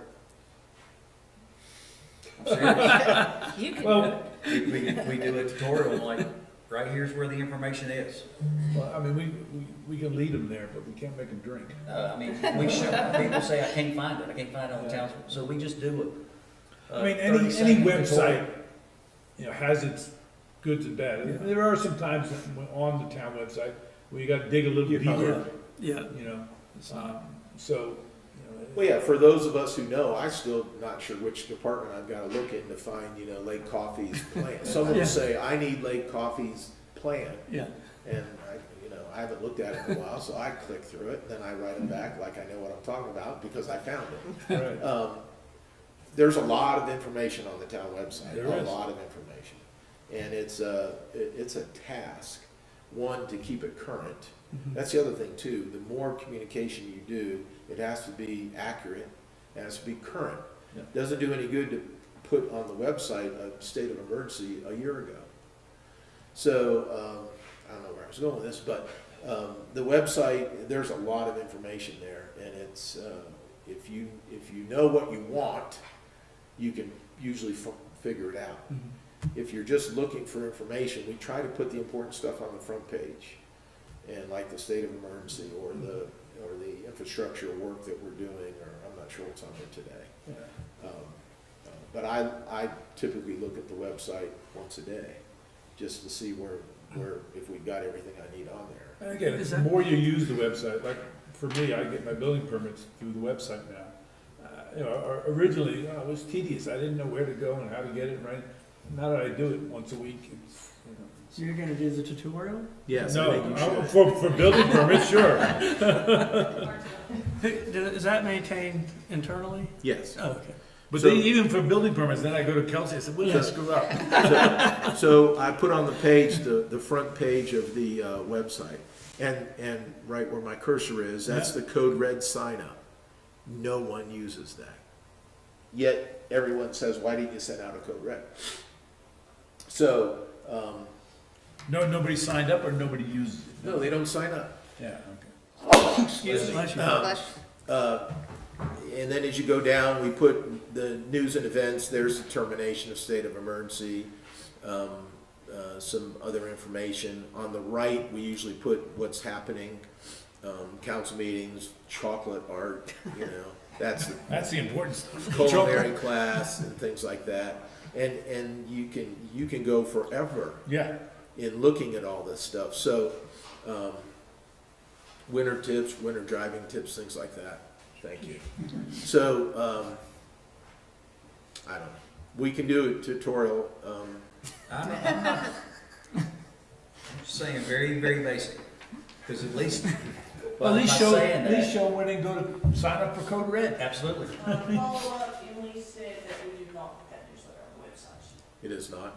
I was getting ready to ask, can you show me where the newsletter is? I couldn't find it, Mrs. Emily. I couldn't find it. Maybe I missed it, and she said no, that's.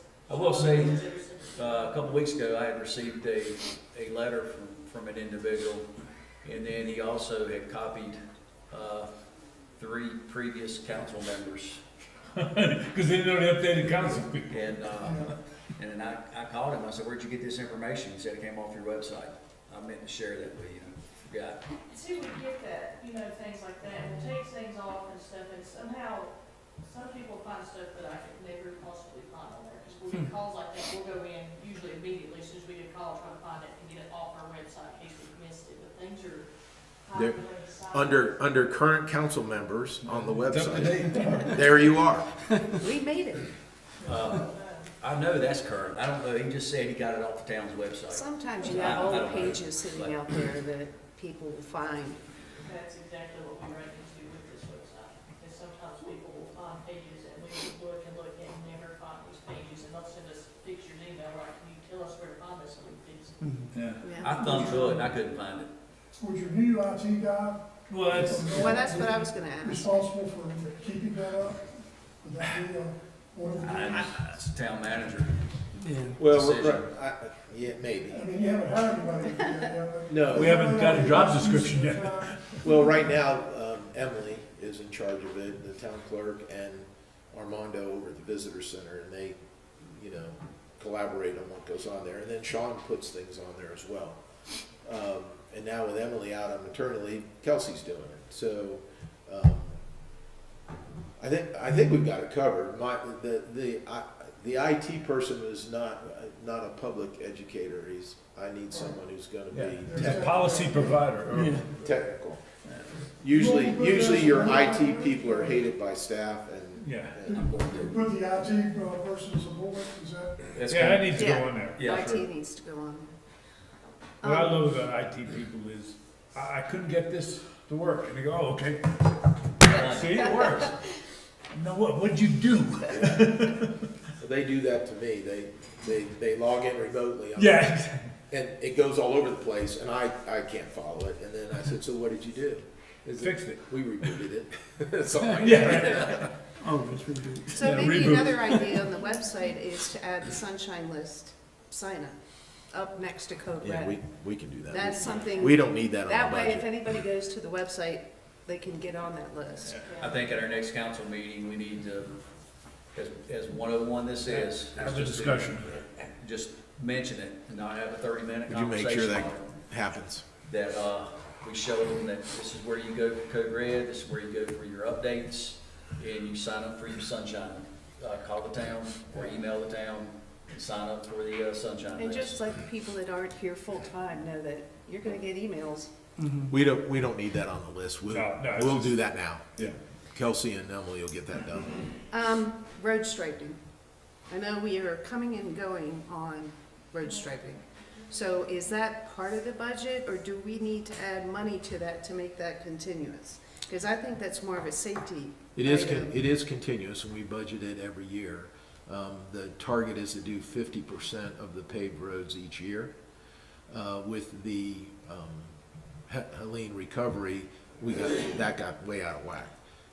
You know, all the new pavement got striped and got reflectors on it. Daniel did do, you know, some of the real bad existing, but we ran out of weather to get that done. But to answer your question, that is a reoccurring expense, similar to pavement.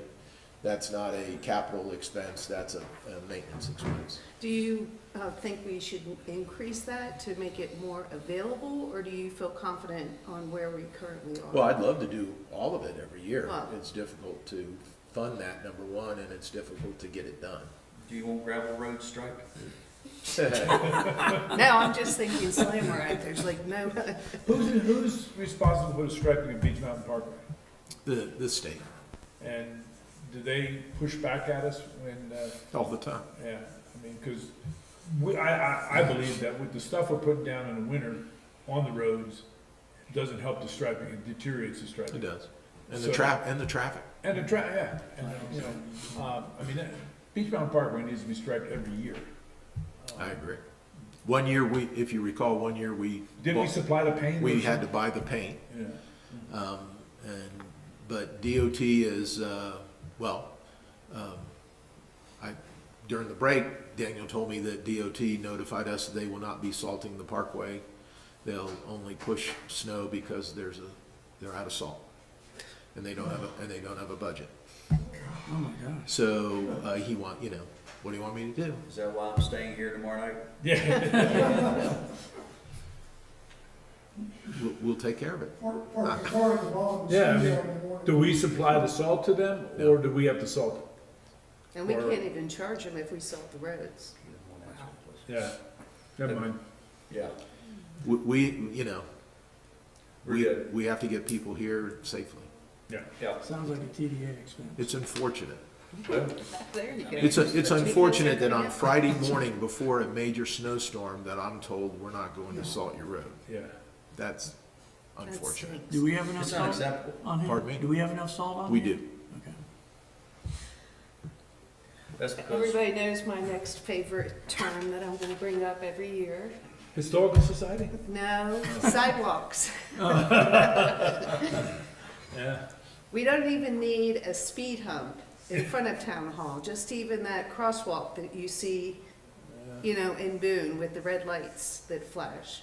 I'm just, safety-wise again, I get I nervous almost got about somebody last people night. walking Yeah. across in the fog or in the snow to try and just ski down. And that's cars are unfortunately gone. regulated by, Is that just in the business district or? Calhoun? Just right across from Town Hall. That's So right. overflow parking to Shawnee, Upper Shawnee. Last night I came up Beach Mountain Parkway, that was before the basketball game, so it was before 8. And right here, 2 parents, 2 kids in black, you know, were walking over to Jimmy's place. And, I mean, I didn't see him until they finally, their silhouette came up on some lights that were behind them. And I went, whoa, you know, it's crazy. Well, correct me if I'm wrong, unfortunately, since this is state highway, that's regulated by DOT. Yeah, but can't we get approval or We've at gone least? down, we've gone down this road, Yeah.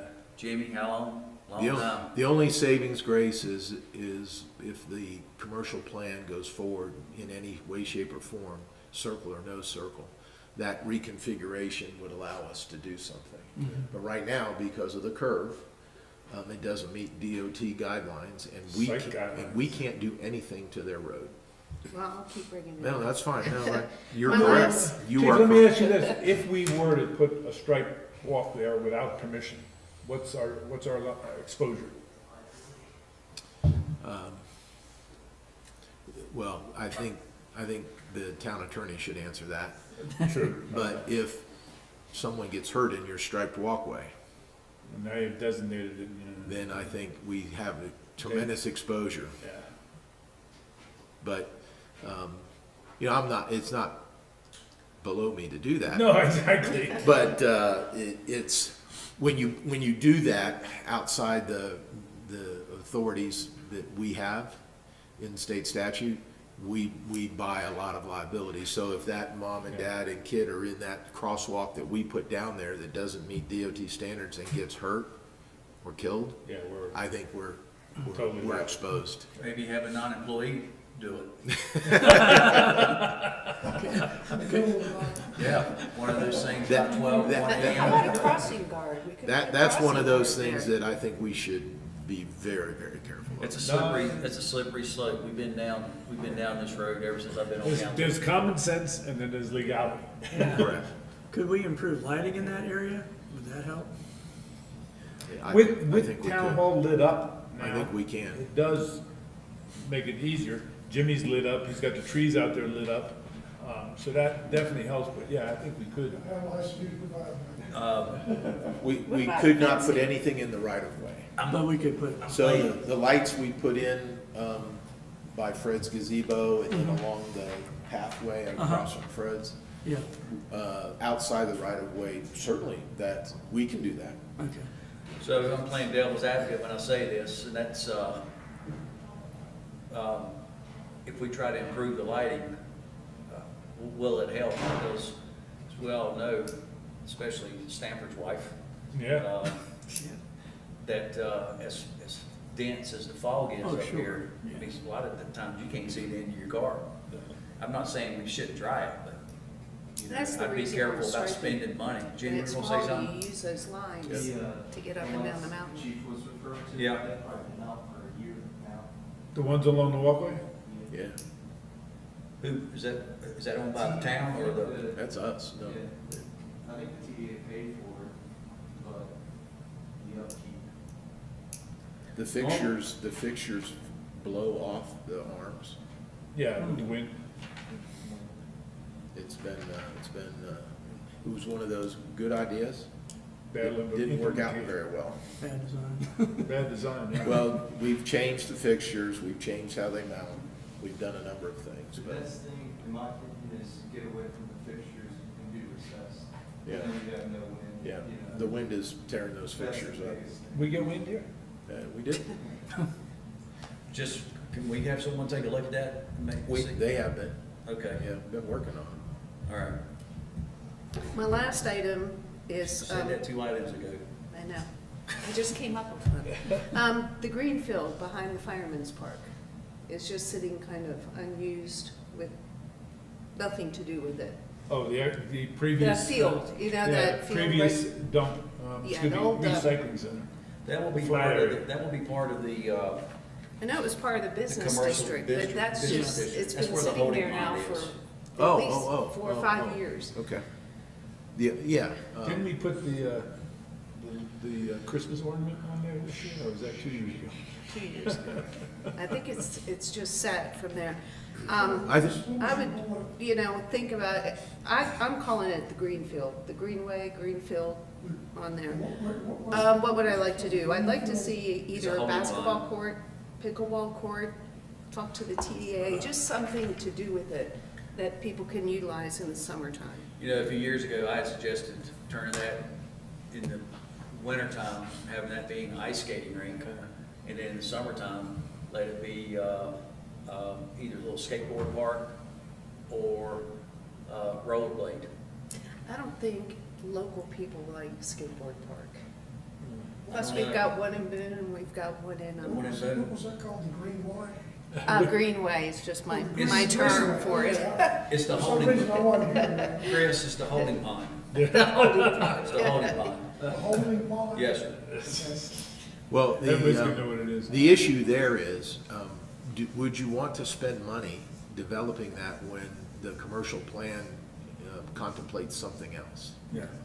Or we could ask TDA for the money and spend it and keep it as part of the commercial plan. It's gonna sit there for another year. Oh, it would be more than a year. Right. Yeah. But it's So, like the old it's public just my works. thought process It's like on- the old public, so there's a lot of things we could do in that area, but would it be prudent to spend money, on something that may or may not be there in the plan? Well, leave it up there, because again, it's just one of those things. No, I- I hate to have it sit there. We're brainstorming. That's what this exercise is all about. Similarly, the old public works buildings need to go. Yeah, I was gonna We've ask had about that I had a nice conversation. tour of them during the staging of the Christmas movie. I like I'm the staying fire, warm the in wood there. stove. Are they really being utilized, or could they come down? Oh, they're full, Yeah, Oh, full they're of, full of, Full of- very important stuff. full of junk. I was gonna say that. Well, that one sounds about the Rick snow guns, I know there's. Yeah, I yeah. think that's really all that. We put some of it, well, the newer of the buildings, we put vehicles in and we put snow guns and things like that. Parks and Rec uses Okay. that for the Smith Sled Hill, but, we could repurpose those, but in the plan, that land is being used to fund the development of the plans. Right. I don't know, if you want something to be done, we can do it, but I would be hesitant to spend money on something that may be gone in 5 years or be part of that. If it's going to Yeah, I was be thinking just something more else. removal as opposed to putting something in. Well, place. they're full, we're using them for storage of Okay. Yeah. stuff. And then that stuff's gotta go somewhere, To the so. dump, Don't. or to the scrap metal facility. Yeah. Public Works has a propensity to keep stuff. Might use it someday, right, Riley? He is listening. That's it for me. Before we get to the mayor, there's one thing I've failed to mention. Recreation facilities.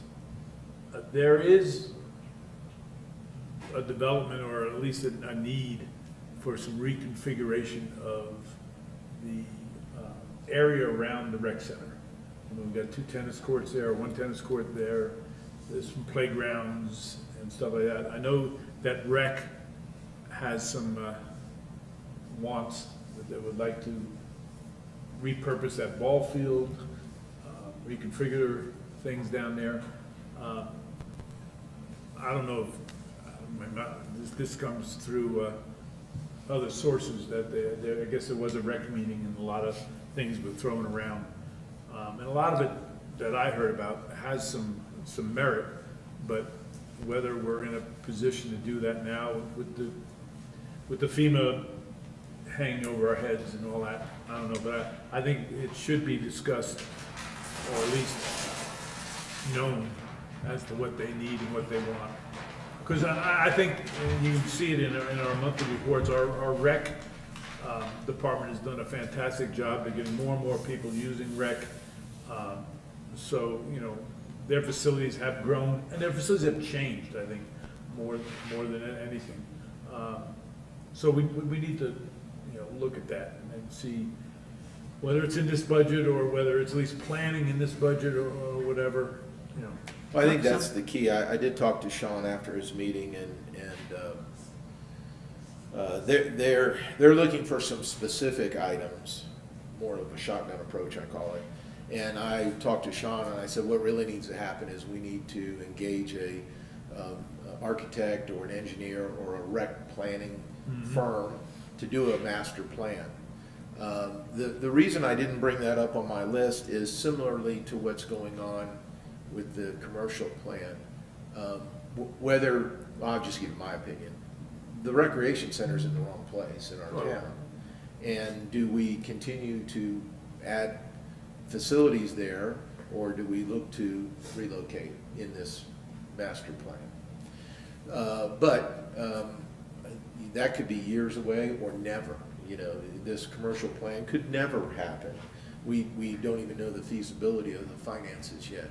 So my recommendation would be, and was to Sean, you know, let's look at doing a master plan recreation for that whole site. The building needs work. It's just like the water plant's not new, neither is Buckeye. Yeah. I think it's like 20 years old now. Yeah. It needs some infrastructure. They'd like a bigger weight room. They'd like some, you know, we added showers back years ago. So that they've got some things site-wise they would like to do. If we want to move in that direction, I would engage a planner to do a master plan of the site and bring it to you and say, this is what we think will fit there. Yeah. You know, I've mentioned this to Sean, and I think Sean's on the Watauga County Rec Board, He the is. Rec Committee. He is. But what's disappointing is that, and it's been like this for years and years, is that, you know, Beach Mountain's kind of the redheaded stepchild. You know, people Of the don't- county. Of the county. Yeah, sure. And it's such a wonderful place when we had, and a wonderful place to live, wonderful place to visit. When we had our EDC meeting at the club, they were taken back with how nice the facility is. They questioned some of the mill work that was done, but no pun intended, Art.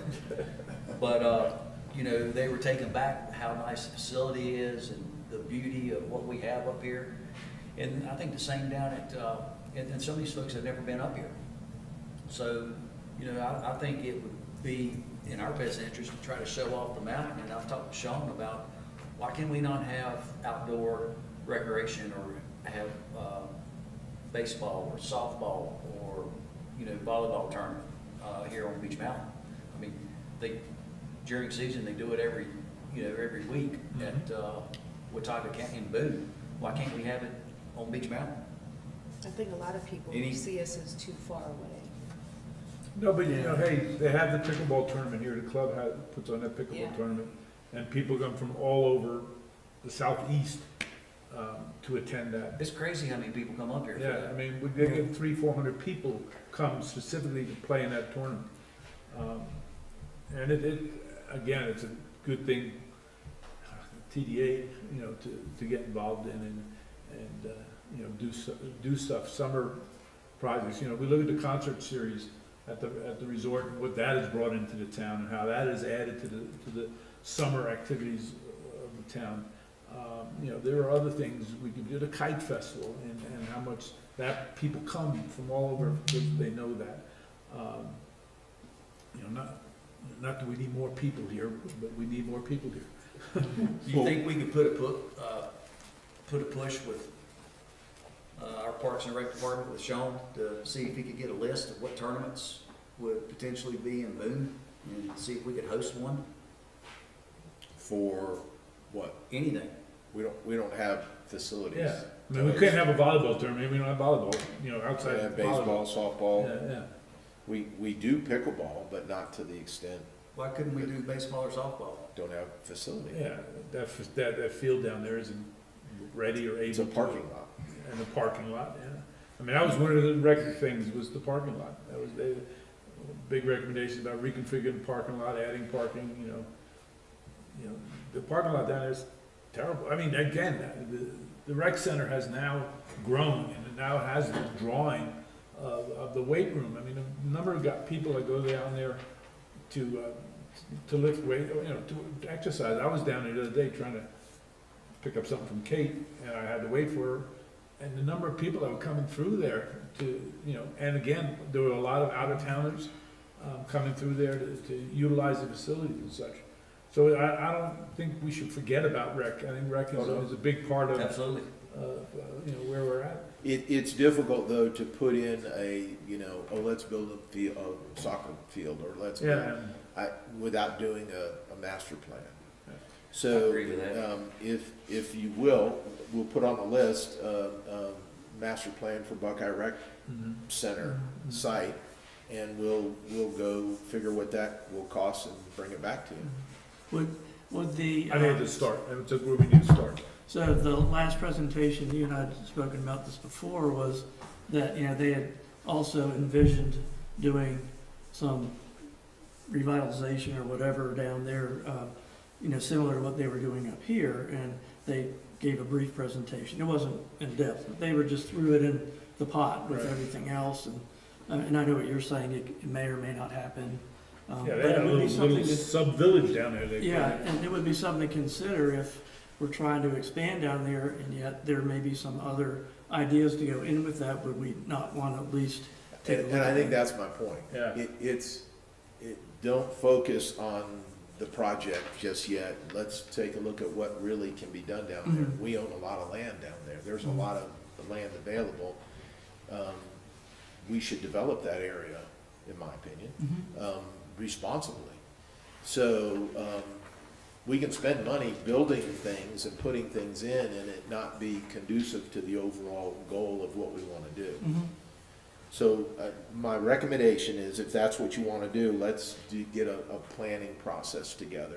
Don't have to spend a lot of money, but let's get someone to collectively take a look at the whole place and come up with some ideas. Meet with the rec committee, meet with Sean, meet with you, and determine what it is you'd like. Mhm. Don't forget, we've gotta rebuild Shane Park. Yeah, good That- point. You know, that has to be done. Where is that on here? And that's It's on my got to list. be, you know, factored in. Shane Park will never be what it was before, it's going to be something different, and we need to get that done. So anyways, if that's what you want us to do, we'll put it on the list, we'll bring it back in a budget proposal and show you what we propose, and you make the decision. Is Shane Park a FEMA approved? That's why it's the It is. It is, it's been approved, but we don't know what it is. No, it hasn't been approved Oh, it hasn't been approved. It's been requested, but not approved. yet. Okay. That's one of those yellow ones. Yeah. Shane Park is difficult. It's in a floodplain. It has the creek that changed, and that's a protected creek, protected waters that we have to do stream restoration to. Buckeye Creek Road slid, and we have to rebuild that. And the culverts that go on Go on. Buckeye Creek, we're trying to do a box culvert there. So all of that ties together and makes it very complex. There's a lot of regulatory issues and agencies that get involved. So Shane Park is going to be the last piece that gets done down there, because we don't know what we have left to do Shane Park, because the creek has to be restored, the slide has to be rebuilt, the box culvert needs to be built. We did dredge out the lake, so that piece is done. So when we're done, we'll have a footprint of what's left for Shane Park, and then it will be rebuilt. Haven't we approved or redoing the creek back to the culverts? Cleaning up and, I thought in one of the Buckeye, it took it all the way back to the No. culverts. No. We weren't permitted to. We could only go to what we called the delta. Yeah, right. And so now, from the delta to upstream of the culverts, we have to restore the stream bed. Right. But we haven't approved that yet? No, that, as you might imagine, there's a lot of regulatory people that are involved in that. Salamander people, and But is forgiveness easier than permission? you That's a remember heck of that, remember that walkway we talked about? It's a big fine. It's a big fine. Small bullets. All right, Mayor, you're up. So mine's gonna be part of the infrastructure, item one. Item, and I don't know how you wanna write this down, because I'm gonna ramble for a minute or two. I'll let you tell me. So my items are gonna be item one, infrastructure, and I'm gonna add a couple things to that. Beautification, I think that needs to be, again, we have hire a landscaper, clearly define what our expectations are, have TDA fund that project. Kelly mentioned the stormwater, that goes back to, I think, the town's already paid for phase one, is that correct, chief? Phase one of the stormwater, Yes. The engineering, the right? engineering, so we I take. signed the contract. We haven't paid the money yet, but I signed the contract. It's in this budget. Yes, So we it's in take, this one. as we all know, stormwater is a big issue here. We take that to, we go ahead and pull the trigger and take it to phase two. And I like to see, especially on Beach Mountain Parkway, from like Village Road to Lake Road, paved gutters. You know, that area is such low lot, Yeah, lane, you get a lot of water down there. a lot of water there. And it would help with maintenance by having that paved. I mean, it's gonna be a little pricey, but we only have to do it once, and it's gonna help keep those ditches clean, and it's gonna help water flow. I mean, you and I discussed this, and, you know, again, same thing as the master plan for the commercial district. If we're gonna do a stormwater renovation of the town, I imagine that's gonna fall into that, and we don't wanna do something now that would require something different later. So, I think it needs to be done. It's just where does it fall as far as the stormwater utility goes and I would venture to say that when they take a snapshot of our towns, that would be included. oh, and most definitely, I mean, And I don't think, you know, just because, you know, it may be a while before that project's done. yeah, exactly. But, and then I know that this is a kind of a hot subject, and you brought it up, Art. After Helene, the town spent $250,000 on Beach Mountain Parkway extension. And I don't know the last time you guys have been on that road, but I would venture to say that it's gonna be between $100,000 and $150,000 to bring that road back up Again, again. and all these winter storms don't do it any good. And from a maintenance perspective, from the numbers that I was provided to, the town spends about $40,000 annually on that road. The road needs to be paved, you know, for maintenance issues. I mean, that's a reoccurring cost. And I think we just need, either the town pays for it up front, or we go to TDA and ask them to pay for it. But, We went to TDA, and they said no. that's That correct. was a different The PDA. town, No, that's true, but we went to TDA, and Yeah. they said no. so I think we need to revisit that. So, you know, Oh, never mind. go ahead. I was just gonna say, if we do that, we definitely need to have Chief provide the numbers to us so we can make our presentation. This is what our costs are every year and maintenance or rebuilding. And so we, you know, we get the justification there. So I think it's $250,000 to have, to, 350. 375, 350? 350. 350? That was last year's numbers. So, Asphalt prices are down right now. I mean, just for conversation purposes, $350,000 to get the road paved. We spent $250,000 on it after Helene. I expect that we'll spend over $100,000 on repairing it once it dries up. And then we'll have another annual expense of $40,000 maintaining the road. And the problem with that road is that two-thirds of it is already paved. So then you got trucks that are going out there and they're spreading salt, and then you gotta bring a second truck out there to put chat down, because you can't put it on the gravel. It just, I think we're wasting money by, not addressing it. I'm 100% support that. So again, my items on this are, paving the gutters, beautification, stormwater. Chief had mentioned the parking lot drainage out here. I mean, that's not a need, that's a want, that's not a want, that's a need. Yes. Have we got that up there? I was trying to see. No, sir. Okay. And you know, and I'll mention this, there is a business that's out on Beach Mountain Parkway Extension with heavy equipment, and somebody said that business should pay for that road. I mean, I think that's a ridiculous statement, because what about the thousands of dump trucks that come up Beach Mountain Parkway every day? You know, I mean, so anyhow, that's my list, and we only have one guest here today, and this is against our policy, but Jimmy, do you have anything you like to add? I just wanted to know Shane Park detail, so I found that out. And then where do we stand with the EMO, the contract? I meant to ask about Oh, that. that's a good point. It's on a 2-year bridge. That's what I thought. What are the dates of that? 2 years? We just re-upped it in September of So we got 25. 2 years. So Mr. Leidy has been very agreeable to continue that in a short-term, year-to-year, trying to determine what he wants to do up there with his property. And as you know, his initial design had substantial trails included in it. And he's committed verbally with me that, you know, he wants a piece, he wants trails continued. But he doesn't want to sign a long-term lease on the land that. In case things change. So at least you got 2 Yeah. years.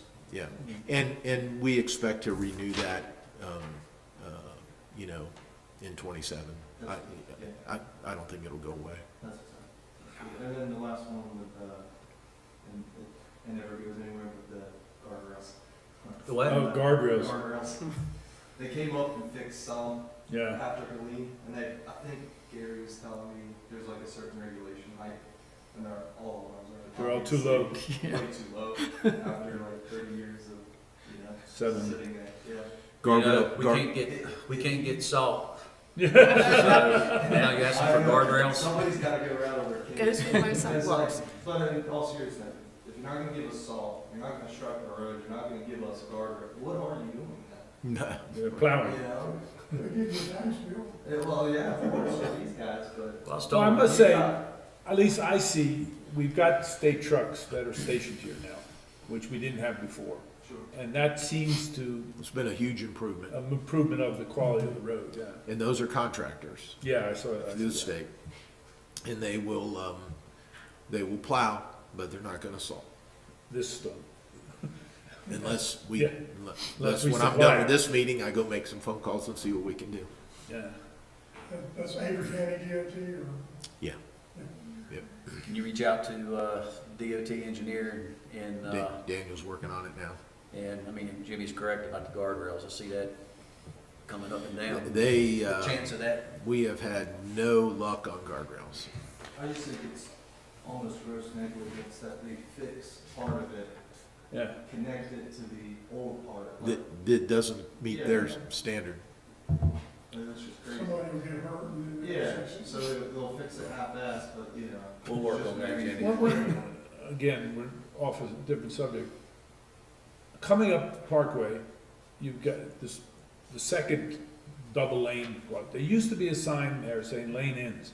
There's no signage there at all now. And, I mean, I saw a truck the other day almost eat it because somebody's trying to pass him, he's going up and all of a sudden his lane just ends. And there is no merge left sign, there is no, That whole configuration that they put back, and it's the same pavement, they just striped it, is ridiculous. yeah. I mean, and there needs to be some signage there saying Yeah. lane ends Yeah. or whatever. I mean, We'll, You know, why we'll don't we- request that. When the DOT engineer came up here a year and a half ago, and we had our little round table with him, Poe? I won't mention any names. Oh, I'm sorry. Yes, sir. but that guy, Yes, it was effective. Yeah. And I think that we need to request, we need to get a hit list, and we need to have another meeting Sure. with them. We can do that. So, Yeah, you can request it and get it in July. One last thing, not DOT related, but a few years ago, my champion was like, the wayfinding signs. That was like the number one thing I wanted to see done, and you guys did it. But we still have a bunch of like random signs that say different mileage, you know, like 1.2 miles to the ski resort, and then right next to it, it says 0.5. I don't know who owns the signs, but it would be nice now that we've got the established wayfinding signs to You know, eliminate some of the clutter. in the darkness of night, you could pull those up. Did you say that out loud? A little bit, but yeah, it's. Little things. We drive by it all the time, so it's like, yeah. I agree. Just to clean it up a little I was bit. glad we got Little rid of things. the total, too much. Yeah, yeah, A lot of little things add up to big things. true. If you take care of all the little, Yeah. I must say, I think the beautification of our signs over the summer, huge difference. It really, I mean, kudos. I mean, it's a little thing, but it Oh, really. it makes a big difference. Yeah, it makes a huge difference in the appearance of the town. that took a lot of nagging from our mayor to our town manager. I bet you love when he calls. The Nagger in chief.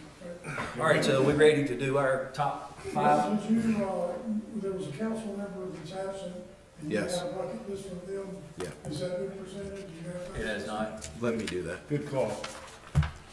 So Councilman Stanford, his first 3 priorities are Helene recovery, projects that will not be funded by FEMA appropriations or other grant funds. I think we need to identify what we don't think we will find external funding for and begin tackling these over the next several years. And I kind of gave you a list of those. It's about,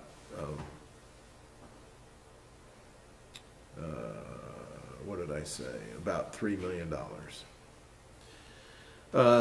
His number 4 priority is employee benefits and pay. He wants to continue to fund those. So we are, in terms of employee benefits, health insurance and so forth, we are reaching out to a few other companies to get some more competitive bids and put some more eyes on the employee benefits. Mostly medical, but we're shopping that. Yeah. His 5th is capital improvement plan. He wants to continue to fund that. No doubt. That's item One. 1, Chris. Oh, it is, yeah. Yes, sir. And number 6, stormwater management program funding to move the franchise creation forward. And that's Kind item of 8. 8. And that's his top 6. You got 18. You'll be able to narrow that down pretty quick. Last Yeah, year, I there's a think lot of we had overlap. 25. Do we need to consolidate it now? Well, is there anything on this list that was on Thank you, Jenny. last Yeah, year's thank list you. that didn't happen, or, is it recurring? I mean, we may have been low priority last year, and maybe low priority this year, but it's a recurring priority. That, is there anything like that? Probably paving. There could be, I don't have that. What I took was your top, we had 6 last year. Right. Your top 6 and gave you a report on what we did. Those are all complete or underway. I don't know I don't remember what was at the bottom, if it was reoccurring. Yeah, that's a good point though, because we always remind everyone that you pick your top 5, but all 18 stay on your list. And so as you complete one and you're looking for something to do, that should be done. So that's a good idea. I mean, I brought this up last year, and, do we need a line item in our budget for what we don't know, Contingency. Well, contingency, I mean, we know we're gonna be audited by FEMA. Maybe not in my lifetime, but eventually somebody is gonna audit us. And, do we need to, well, at least you should discuss what contingencies or what are we doing about that? Because it's gonna happen. It's just a matter of the quantity of what it's gonna be, and You know, I know we don't know, but should we be planning for that, what we don't know? If you make it a line item, then it encumbers those dollars. Right? And I understand there's a benefit to that, and I'd want to talk to Steve. Our fund balance does exactly what you're saying. It doesn't encumber it, but we have our fund balance that we rely upon for those expenses that I would call a contingency. So, and the reason I like that is because the town manager has to come to the council and do a budget amendment to spend those dollars, if it's not in the budget. And that is a good check and balance. So it would require the town manager to come before you and say, FEMA, we're short FEMA, X amount of dollars, here's a budget amendment. It lays it out clearly, and then you would have to vote on that and approve it, and that, it does exactly that, it amends the budget. If you do a contingency line item, the town manager arguably could spend that money As described. without any accountability to you in public. And I think we can That is a accomplish, great point, what I you're think we saying. can accomplish the same thing with our fund balance, but let's do it through the process. All right, the fund balance, isn't there and I don't know if it's just a guideline or a mandate from the state that says our fund balance needs to be a minimum of a percentage of our budget, 35% or It's like 8. It's like 8. 8%? Yeah, it's real low. It's We've real been doing low. 50% And you got a lot more than that. Well, we got we've 50, done I heard 50%. 33. Yeah, I had heard 35, Well, 30. what happens, if you recall, when Mr. Cheatwood came to see us, and I'll bring him in, and when your auditor came, they tell you that the state statute says, I believe it's 8. Steve, if you're, I know he's listening, can you come in? But they tell you that your peers, that the state looks at, you know, a similar town with similar budget and similar, is at like 35%. But the statute is much, much lower than that, and we're nowhere near that. Yeah. And you have beach towns that have 100% because of erosion. Yeah, yeah. Like- So our fund balance is very strong, and I keep reminding everyone not to have a false sense of security. The reason it's strong is because we haven't spent a bunch of money that we should have, and we're trying to be ready for the reconciliation of FEMA. Oh, I thought that was Steve. That's amazing, it is, It is. Oh, it's amazing how you do it, he's talking to the air. and he he's appears. listening. But there's quite a delay. A little quicker next time? So the state statute does say 8%. They don't want you to go below 8%. They're gonna get real concerned at that point. They'll probably get concerned even before that. What people talk about is an average across the state for communities our size. Now, I don't know what that is exactly. It's probably somewhere around, and I don't even want to say, because I haven't looked at it. Seems like it was around 53%. I think it's much higher than that, actually. I'll get that before we have, probably present that at the next budget meeting, or the next, this type of meeting. Just haven't looked at that in a long time. Ours stands a little bit, I think it's 56 or somewhere in that ballpark right there, current, from the last audit, that would be 2024 audit we did. So, you know, it's really based on what's that average, and they're just giving you a guideline. It's not, you have to be that, on that guideline. You know, it's published, we can go online and find it, but really, they're just looking, what's a community size of Beach Mountain, and what's their fund balance average across the state. My question was the mandate, if the mandate's 8%, Yeah. okay, Yeah. fine. But we would never operate like that. No, that's, the margin's way too small. Yeah. I mean, that's You- one if you re- snowstorm. If you recall, last year, the mandate you gave us was 50% Yes. fund balance. And you look, and the model we have shows that, and how we adjust and to keep the tax rate, but that was the mandate at 50%. And we're better than that.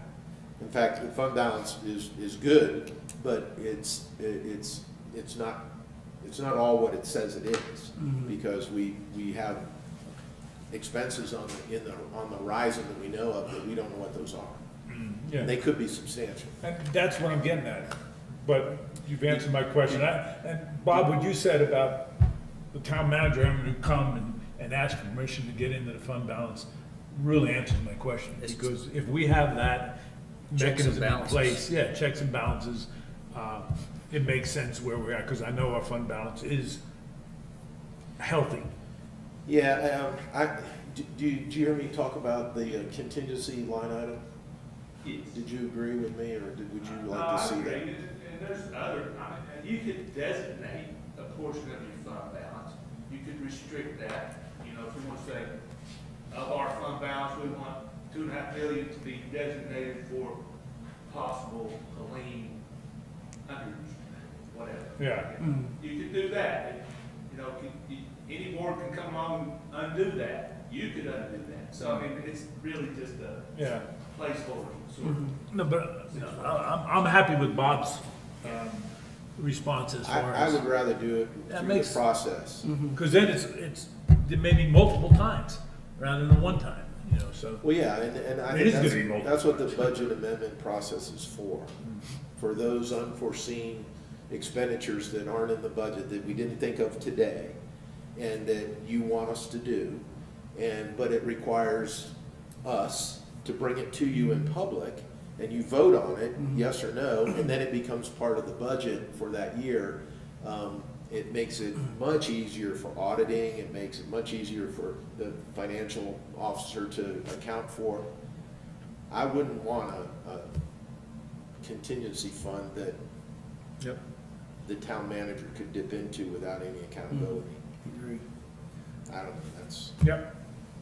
Chris, would we be able to combine item 1 and 15?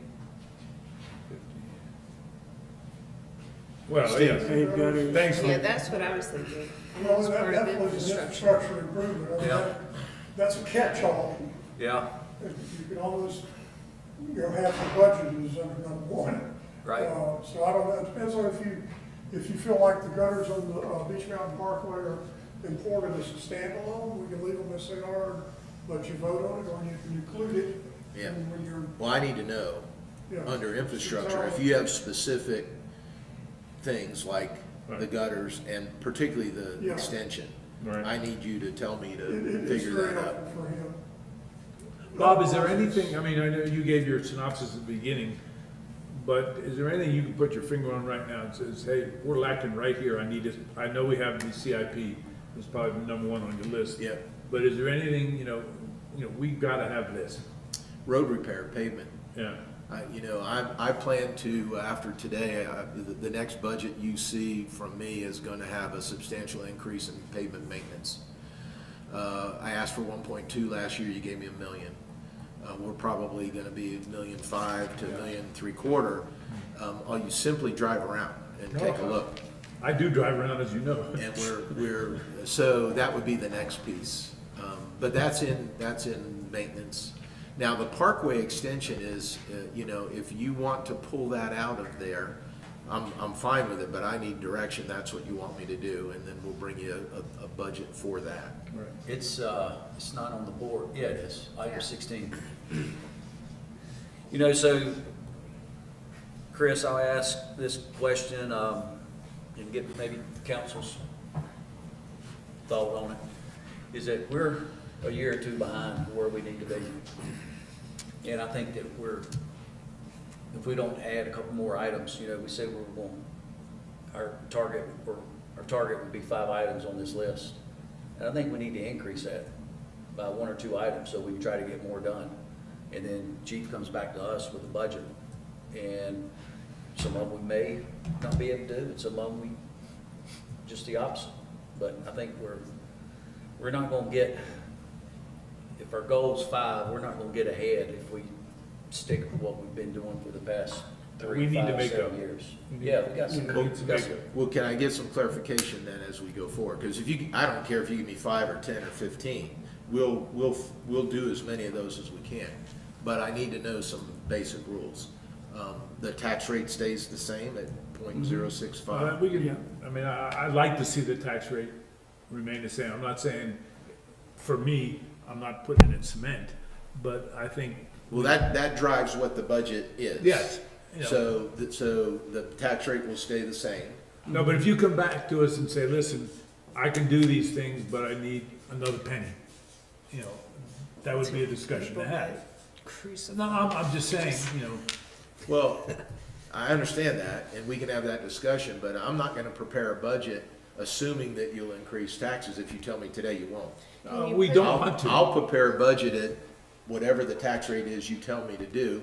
If you wanna change it, you can have that discussion, but I can't prepare a budget that says at 65, you do this, at 66, we can do this, unless you ask me to do that. Maybe you could do, prepare the budget with the tax rate the same and then list out what You didn't couldn't fit cover. in. Oh, Yeah. I do that That's every what, year. that's what I was, This is gonna be one opinion or. So that's important, that I know that the tax rate stays the same. Right. Or goes up or goes down. I mean, you have that option to tell me you want to reduce it or you want to increase it. But I can't produce a budget unless I know what the factor's going to be. oh, before you go on, is there any, expected change in, property values? We're not expecting them to come in and reset the valuation, is it? Probably, we won't have the numbers yet until into March, I believe Steve gets them. But we're gonna figure on the same valuation. It probably will go down a little, was what we saw last year. So, but But you've added more homes. it will be minimal. So we'll, unless Steve tells me differently, we're going to calculate it on the tax rate you tell me and the ad valorem property value that we have from last year. Okay. And it's in the budget. I think it was, right under $1 billion of property assessment. You guys ready to start prioritizing? Assessment. 1,031,000, Oh, he's going through his list of things. so. I mean, as far as I'm concerned, should we vote? I mean, I think we should. You don't have to shoot vote, for- I just yeah, need to know, Just shoot for, do you want me to reduce it? Do you want me to keep it the same? Do you want me to increase it? Because that will drive the It's the bottom same. line. Yeah. same. So it'll be about a $12 million budget, give or take. And then we'll start figuring all these costs out in the budget. And the next time we meet, I'll have a draft budget for you that meets that criteria. Employees, not proposing any merit, not proposing any increase in salary. We're gonna factor in a 3% COLA, because I don't have any other numbers right now. That could fluctuate a little bit, but that's what we're gonna put it to. I'm gonna keep benefits the same. That includes everything from health insurance, spouse. We completed that 3-year program, so we're gonna keep that the same. It will include the 401k and the longevity that we put in place last year. So that'll drive a lot of my personnel costs. We'll look at putting in an IT person and a landscape person. Those are the only two that you've asked me to put in, correct?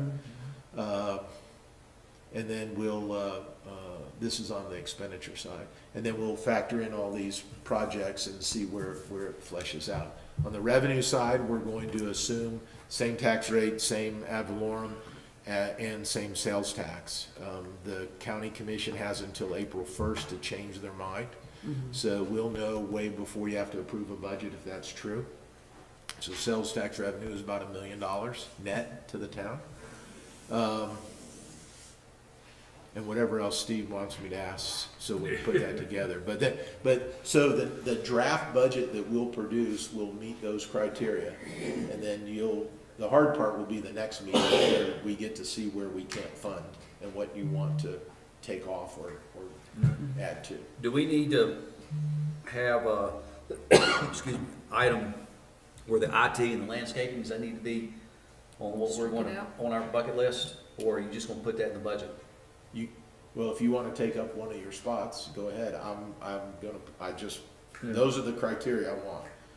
So I've already, unless you Figured say that. no, Okay. I've already done that. So you don't have to put the tax rate on there either. And That's, I that's circled good. those so that you don't vote on those, that's Okay. an IT person in the tax rate, We won't vote on.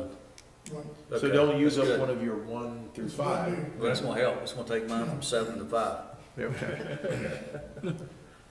It's easy. I need a It's easy. 2-second break. So do you wanna do, 5, 6, 7, what do y'all want to do?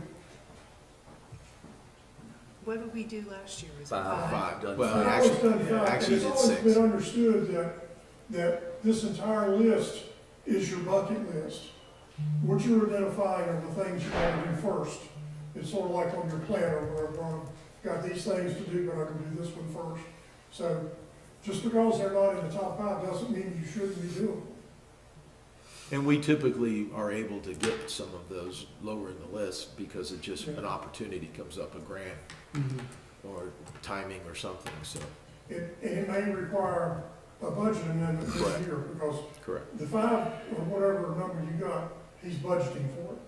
But if you want something else, then you've got to find the money for it.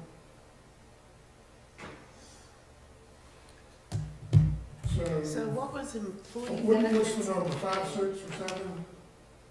I think we said 5.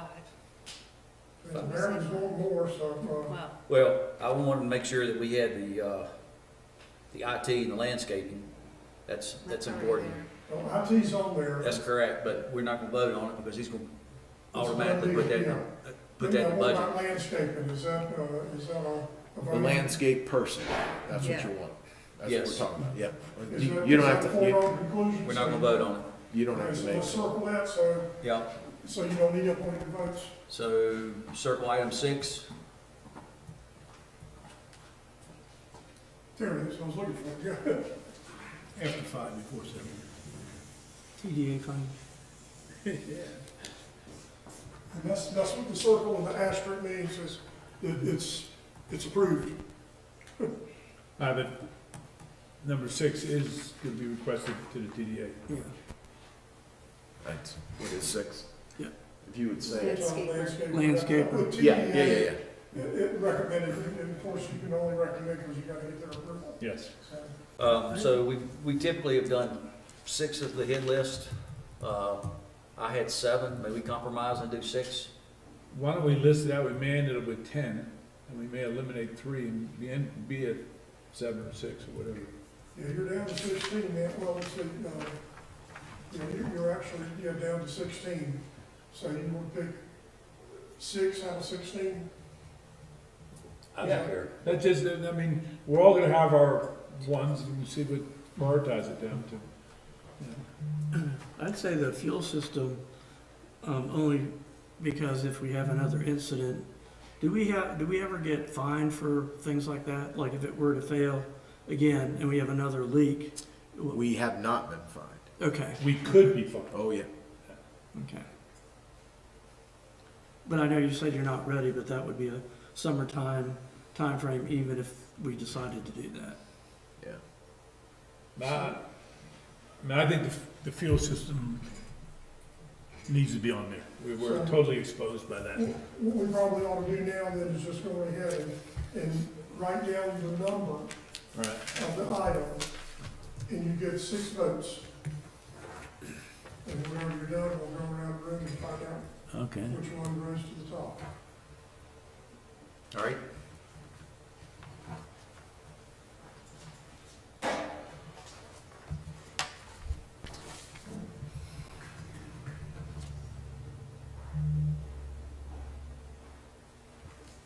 Where's you going? Well, we're supposed to be looking, getting our, well, you probably got your 7, I've only got 3.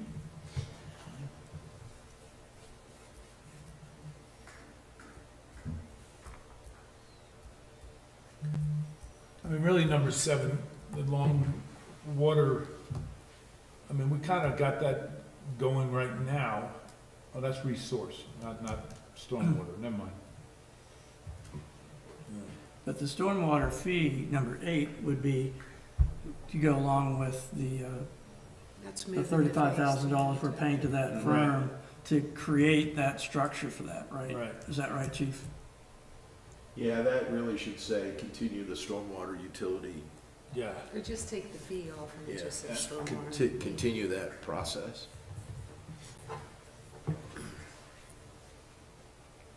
Because we're talking 26, 27 here, and that'll be in that budget. I think, in my opinion, that we hold off on the fuel system, item 4, and wait till we get a more definitive game plan, and if we have to make a budget amendment, On the fuel system, yep. I think the game plan's there. It needs to be relocated. But that's correct. Yeah. So, but it's gonna be a while before that actually takes place. Why? Nothing in government happens quick. No, but I mean, in order to do the fuel system, we need to get it relocated. The relocation spot is the Cherry Gap. Cherry Gap spot. So we're gonna have to do a feasible, design the Cherry Gap spot. That's underway. That's already been done. It's Or underway. doing, yeah. It's underway. So, I mean, that's gonna happen. I would say that spring of 27, it will be moved regardless. Okay? Of 27. So let's hold off Year. on A item year 4. from now. It's gonna be a spring time thing. The question will be, how much money will we get from FEMA to do that? Yep. Right. So, actually, that's almost, it's almost. Well, it will be in the budget as an expenditure, but I won't know how much will be reimbursed. Right. But it has to move. So you're talking spring of 27, that's in next year's budget? It'll be in the budget. The budget we're doing now? development. Yes. Yeah. So, Yep. okay, so it's gotta stay in there. So it's gotta be in there.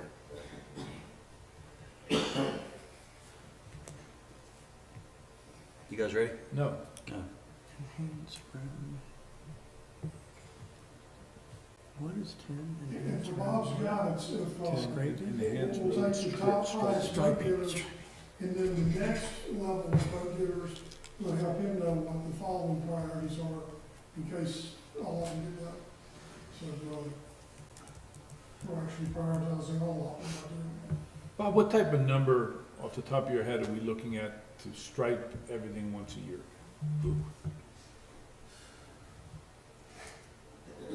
I mean, 100,000, 500,000? Excuse me. 100 to 125,000 maybe. I don't know. I'll have to get Daniel to give me a price. We pay by the foot. Yeah, it's true. He knows how many feet we have. He does 50%. We just, like I said, this year got messed up because we put new pavement down and Right, striped striped it. it. Not out of that budget. And it changed the mix. Buckeye Creek Road is a good example. Right. Now, have you had any meetings yet with staff, department heads as to needs and wants? Yes. Met with Daniel, met with Sean. Haven't met with the chief yet. Is there anything they have brought to you that's not on this list? Well, is the master plan for rec up there? Yeah. Yeah. That's what Sean's wanted. And And that'll be- Daniel gave me $4 million worth of capital. Well, that's his, they all have the list at the end of each section Yeah. of their wants. Here, there's my cheat sheet.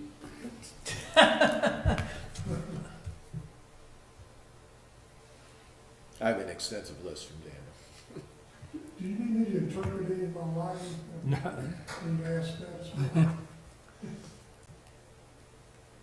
And to further answer your question, after today, Steve and I, if you look at the budget schedule, we'll meet with department heads to go over not only your priorities, but what they need to operate and start putting the budget together. Steve told them Monday that he would send them the budget early next week.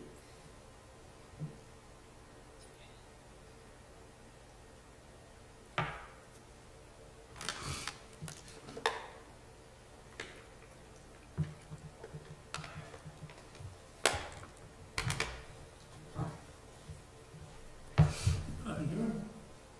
Yeah, I'm ready. Okay, good. That's, You all waiting on me? Well, Feel so important. we're making our progress. Okay, what we're gonna do is say, how many have number one, how many have number two, and you raise your hand and I'll count. And as always, there's no way I can tell if you're voting more than 6 times, so. Yeah, right. Just- Honor system. You're only in honor with that. Not amongst this group. So Yeah. how many have number one, Yeah, That's a the given. encompassing CIP? yeah. It's a definitely given got it. for Yeah. us. And actually, I think that's part of, part of Stanford's. Yeah, it was on Yeah. Stanford's list too. Yeah. That'd be 5 votes, Chris. Okay.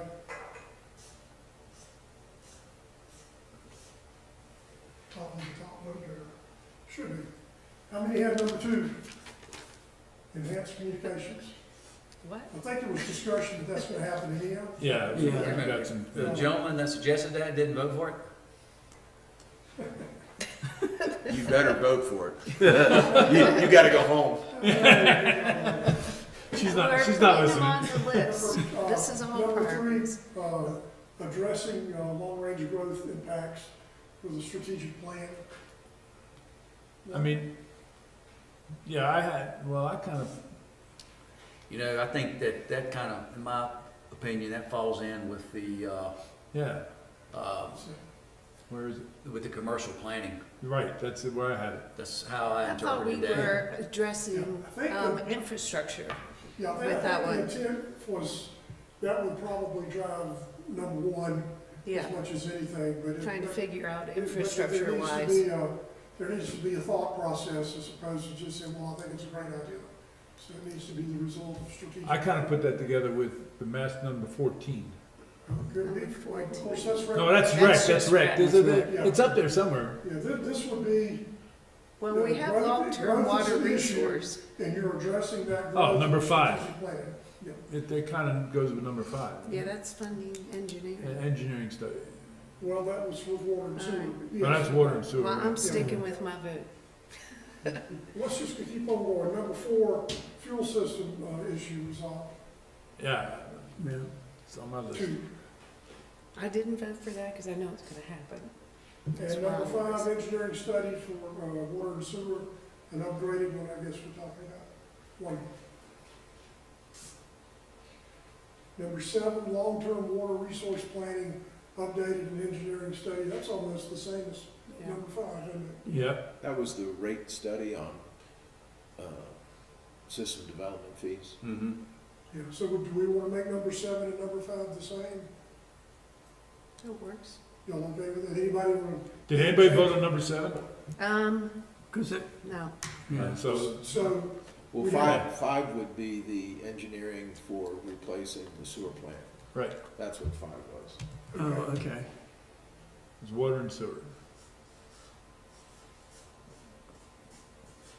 And to be honest with you, that's gonna and happen then anyways. number 6 was It was engineering 7. study for water. No, that's the rate structure, Oh, that's right, okay. yeah. Kelly, that was to your discussion on future growth and impact. Mhm. Right, so number 7, how many had that one then? Because I combined it with 5, so, Yeah. Number 8, developing a stormwater fee. again, but that's Well, good. that's all part of developing the- the stormwater That's the system. stormwater. Study. It's not the fee, that's the hiring the consultant, the Yeah. engineer to come in and It evaluate. should say phase 2. Phase Yes, 2, phase because two. we got phase Phase 1 going Scratch on. Yeah. fee and write phase 2. Phase 1 was paid for, So And it's this is an now moving evaluation of forward. possible fee. So stormwater, 4. How about that? And I don't know what You Michael think had. the other guy would be voting on that too? Oh, what about I'm gonna Stanford? wait and see if these guys don't vote for some of the things I want, I'm gonna use Stanford vote. Let me see what he said. Yes, it was his 6th vote, stormwater management. Yeah, So- so give it 5. Not 5. We lost a vote. All right. Enhanced road scraping, Striping. 2. That's Yeah, scraping or striping, striping? striping. I probably added too many Ps. Number 11, extend sidewalks around Town Hall Center. That's my And then the wish. DOT issue with that. Well, at least leave it up there. Okay. Number 12, Greenway Holding Pond improvements. Number 13, reconfiguration of area around ball field, basically a master plan, recreation master plan. Well, we And got then that as number 14 is 14? rec master plan. Oh, is it? Okay, so this is just at the ball field. That would be good. Put those together. What have we just done? Yeah, eliminate that one or whatever. Okay? So we've got both of those together. All right, then I'm voting for it. Yes, recreation master plan. Got, Kelly's your hand up, or you Oh, just yeah. listed? Yeah. Okay, so there's 3 of them. And pave the gutters on Beach Mountain Parkway and develop a revised stormwater plan. I think those two were kind of together somehow, but Well, it's whether we want to do gutters now or wait before we develop the stormwater plan, so. Mr. Mayor? I'm in favor. I think regardless, like I said earlier, regardless of what the report comes back, that area is Probably gonna have to be done. Yeah, it needs to be. problematic. well, that, and with a big gully washer, it gets, yeah. Number 16, improve Beach Mountain Parkway extension. 1, 2.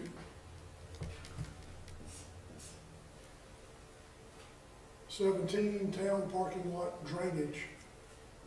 Yeah, I mean. Because it gets pretty bad. It We've does. got 2, okay.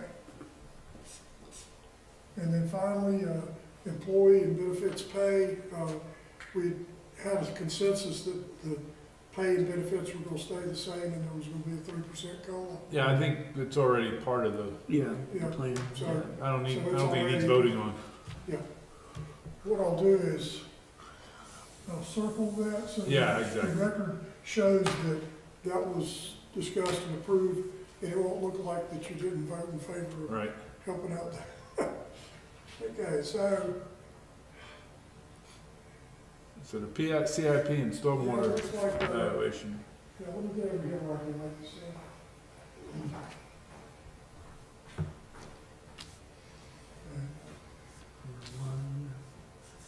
And Bob, I don't know how you do the CIP. I mean, there's so many things that need to be on it and how you split it up for this year, next year. Well, I guess the CIP is in existence, you just gotta Just gotta update it. update it, yeah. I think more importantly, it's the commitment to fund it, Yeah, because it's, the plan is there, we pushed it out 18 months, right, so it's not really hard to determine what it is. But Right. the costs are going up because we're pushing it out. yeah. You thought it was gonna be somewhere around 1.9 or somewhere in that, Yeah, I don't know. somewhere around there. Because what, like last year, I scratched things off that told them they couldn't have, well, that just pushed them back. a Mhm. year. Yeah, it means they gotta go in the next one or Yeah. whatever. So the number just keeps. Ball, field, and upgrade, what? No.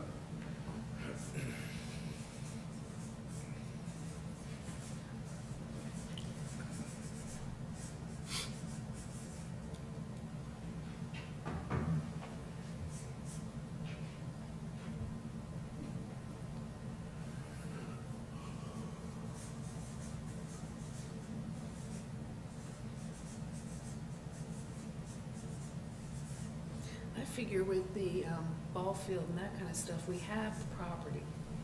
Can't let it just deteriorate. No, well, But I think the master master plan plan is is smart, exactly what you have yeah, way to do that. What do you do about the tiebreaker between 16, 17 and road striping and Well, we'll Call rediscuss. Stanford. thought about that? Now, the town parking lot drainage is already set to be completed. Wasn't that part of the, oh, it's not, okay. No, it's been designed in budget. I need to put it in the budget to pay for What is the number? 110, 110. So, do you want to do a tiebreaker between all the twos? Or do you just want to add that other two? Well, Which is town parking lot drainage? I mean, the parking lot drainage has to be done. It's $110,000, you know, it could be general fund or it could be on the budget. I believe the mayor would probably say that we didn't have 7. Let me ask you this, Bob, do you expect Agree with to that? have any surplus at the end of this budget period? Oh, yeah, but again, with a big asterisk Yeah, of the fund balance, if you look at your report, is up there. right, But the asterisk is, I don't know how much of that we may be at risk. right. So, yeah, there'll be a substantial I transfer. mean, because if we're talking the parking lot drainage as being, you know, $120,000, I mean, that should be just done, But we can do that. yeah. I'm gonna put it in the budget for you to look at anyways. I would just add this number 7, Sure. make the mayor happy. What's number 7? I don't know, I just agree with it. No, okay.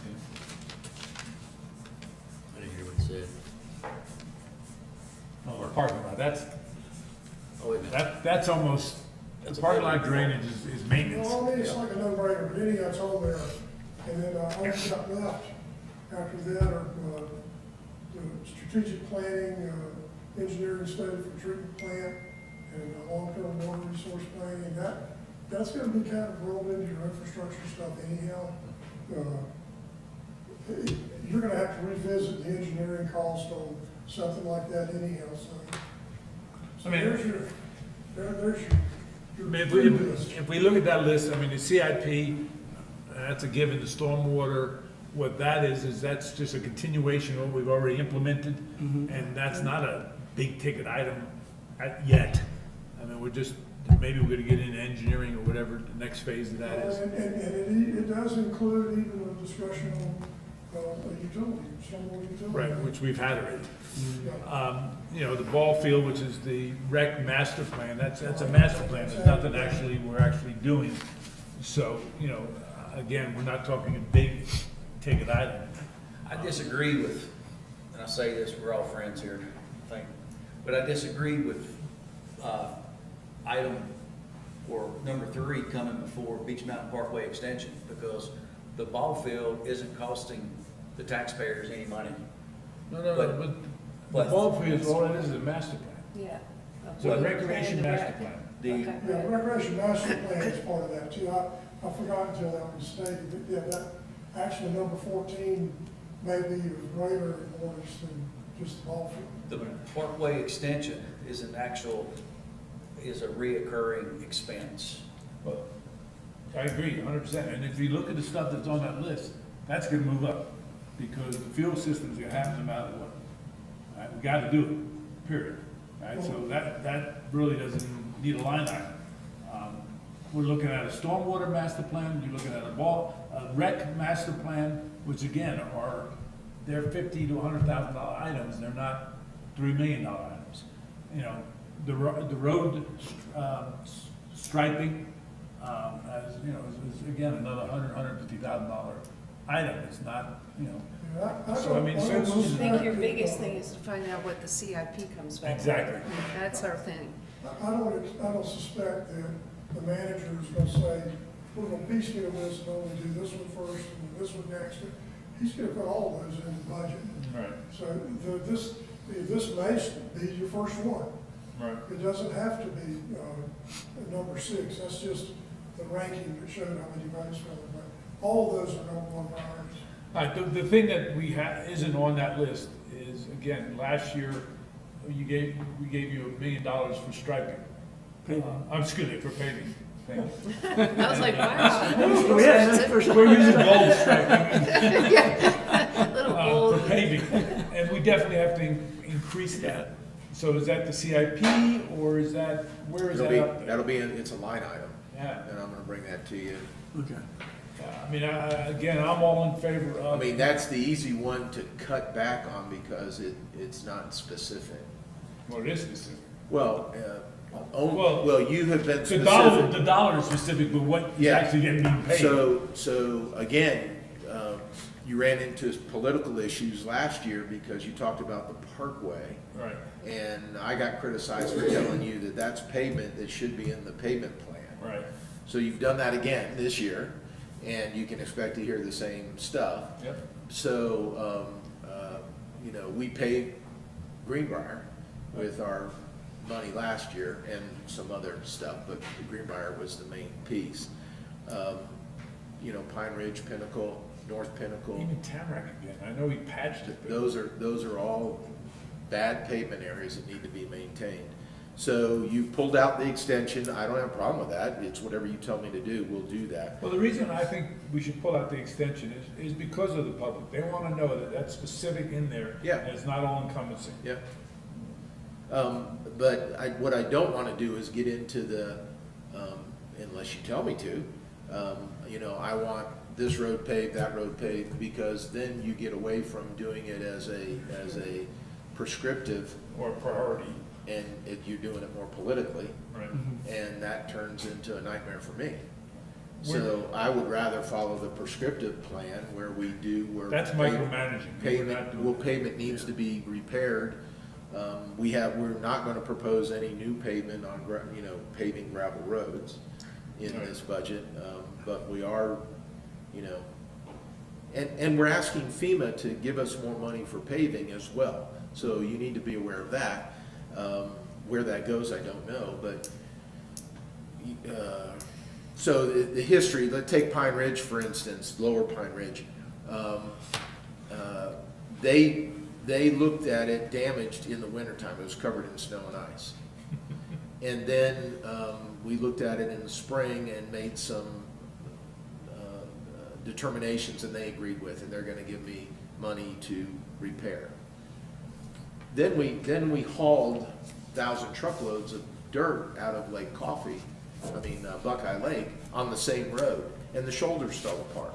We went back to FEMA this month and said, because we had to haul all this stuff from the lake, look what it did to the road, we want you to come back and do a damage assessment. And we have to wait, because it's covered in snow and salt and everything, and so there's going to be a claim made. Where that goes, I don't know, but Pinnacle was the same way. I want to advocate a little more on item 15, and I did speak to, I'm not trying to throw Stanford under the bus. Stanford was in favor of improving the ditch line there on Beach Mountain Parkway. Yeah, but he's not here, so we can't prove that. So that's $50 a lineal foot. It makes sense to do that because we just paid a contractor to redo all the ditches on gravel roads predominantly. They did do that ditch there. And it's a maintenance nightmare. Particularly that piece of ditch, it's very wide. And so not only does that $50 lineal foot, it's to pave the ditch, but it's also to widen the shoulder, because that ditch sits back a little bit. That needs to be done. Yeah. And whether you want to do it for beautification or not, I need to do it for maintenance. Let me I ask think you it needs this. to be done for maintenance. Well, that's, Is there anything that needs to be done in the culvert there at the corner?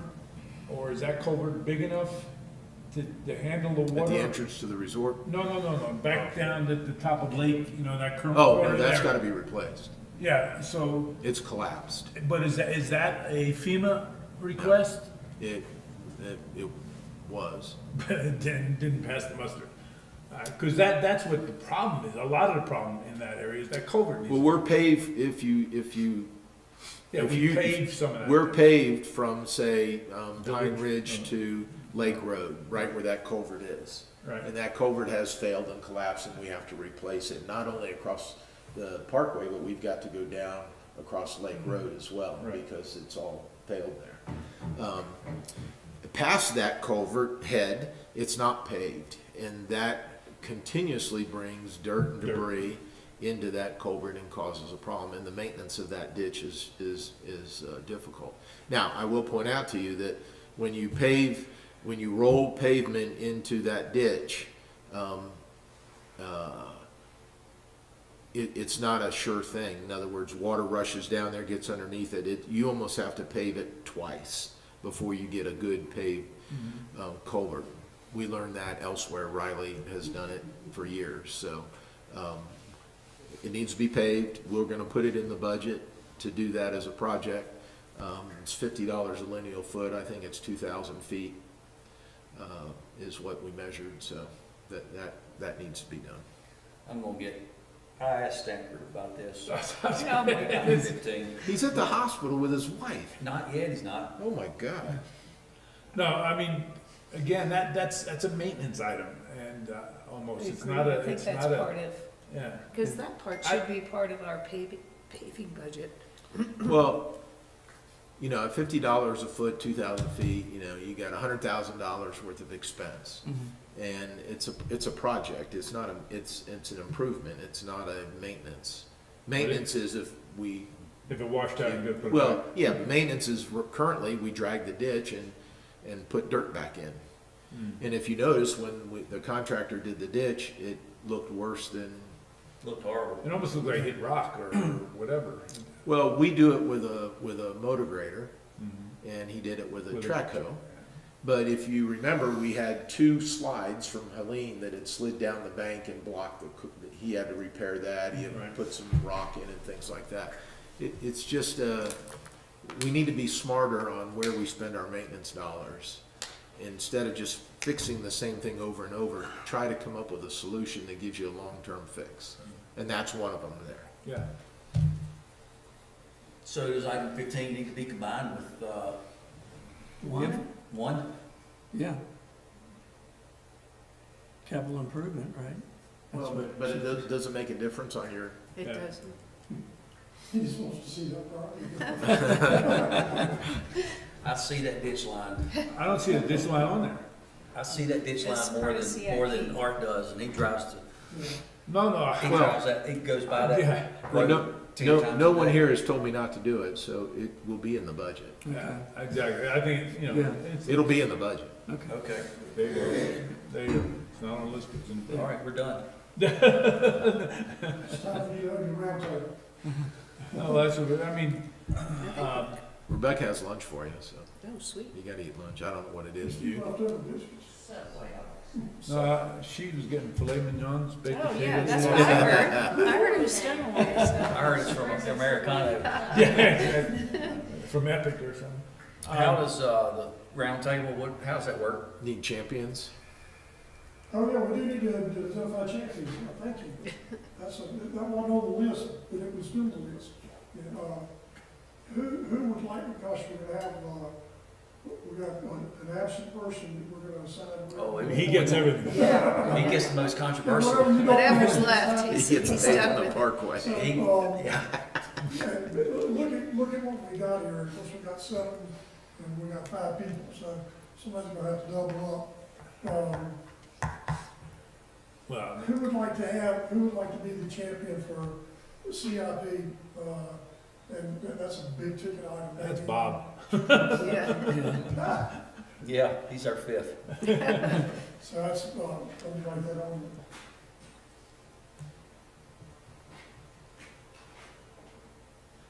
I mean, again, Because that, you know, we just gotta get a number back and a So- list on it. yeah, Can, And- I don't know if you want me to participate in that with you, but I would like to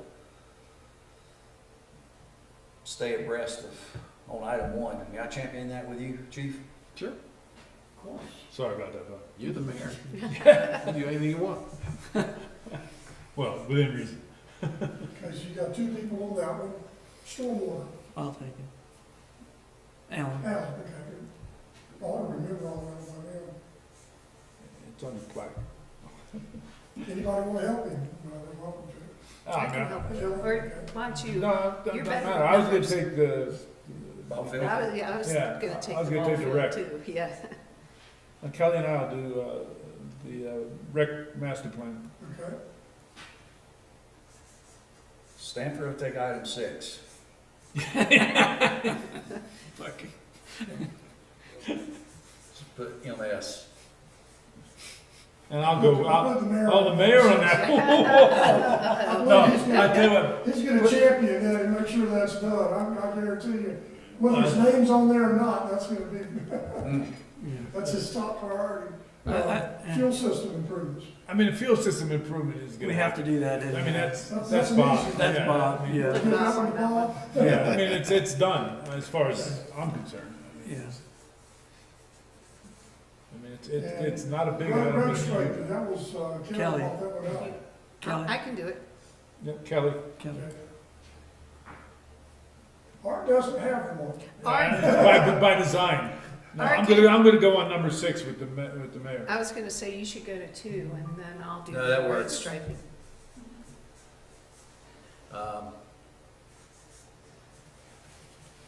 And finally, parking lot drainage.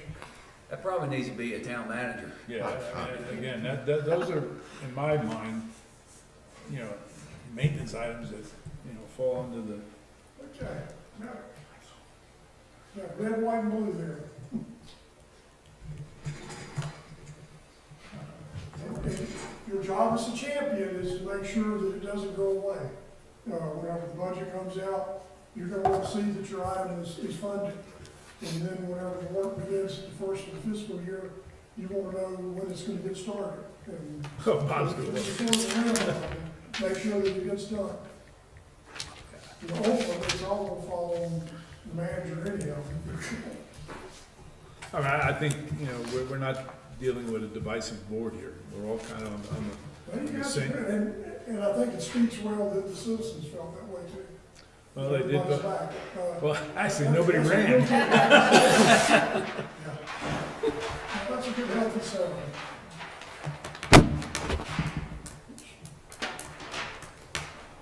So now we're gonna do the round table, Mayor, I just want you to do it every meeting anyhow. At the end of the meeting, you go around the table and see if anybody's got anything.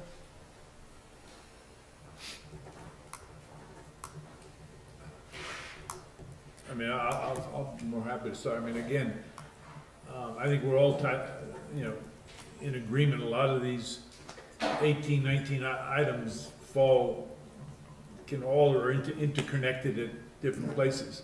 And I think, as a council, we're all in favor of all those things, and a lot of them will be, you know, be taken care of in that bucket list. Yeah. I think, you know, I think over the period, I mean, Helene threw a monkey wrench into everything. Yeah. But I think, as a whole, you know, we did as good as could be expected, I think you have. with the hand we were dealt. That's right. And for communication purposes for your citizenry, they will see that you have all of those items on your radar. And hopefully they will say, well, good, they heard me when I talked to them, they put that on their list. So that shows that you're being responsive. I think it was a good point that Chief brought up, and that is that we're not here to set the priority, like for paving or things like that. We're not gonna tell you, you need to go do this. Him and Daniel sit down. Before you don't. Yes, but him and Daniel sit down and look at the priority, where they're spending all the money, and so it makes sense that it really falls in their purview rather than ours. We're just here to make sure we provide the funding for whatever is he needs. I also think a lot of this kind of But- overlaps, you know, where we'll be communicating with each other on these different things that we champion. And the biggest point of the budget, again, is gonna be the CIP number. Yeah, And then all the departments will come back with their wish list, which will be part of that, correct? The original number, or would that be separate, chief? The wish list per Well, department? they can wish. Yeah, well, I know. well, they're gonna do the same thing, you're gonna prioritize that wish list. Yeah, Well, we kind of eliminated the wish list when we did the CIP plan, because that makes the departments plan for capital improvements. Take the police department, for example. You know, their biggest issue is cars. So they have taken in their 5 and 10-year CIP and scheduled their vehicles. So, short of, you know, something out of the ordinary, the CIP really takes away some of that wish list. And quite honestly, when they come in and say, I need a XYZ, we pull out the thing and I said, well, it's scheduled for next year, can you wait? And they go, well, yeah, I forgot I had scheduled it.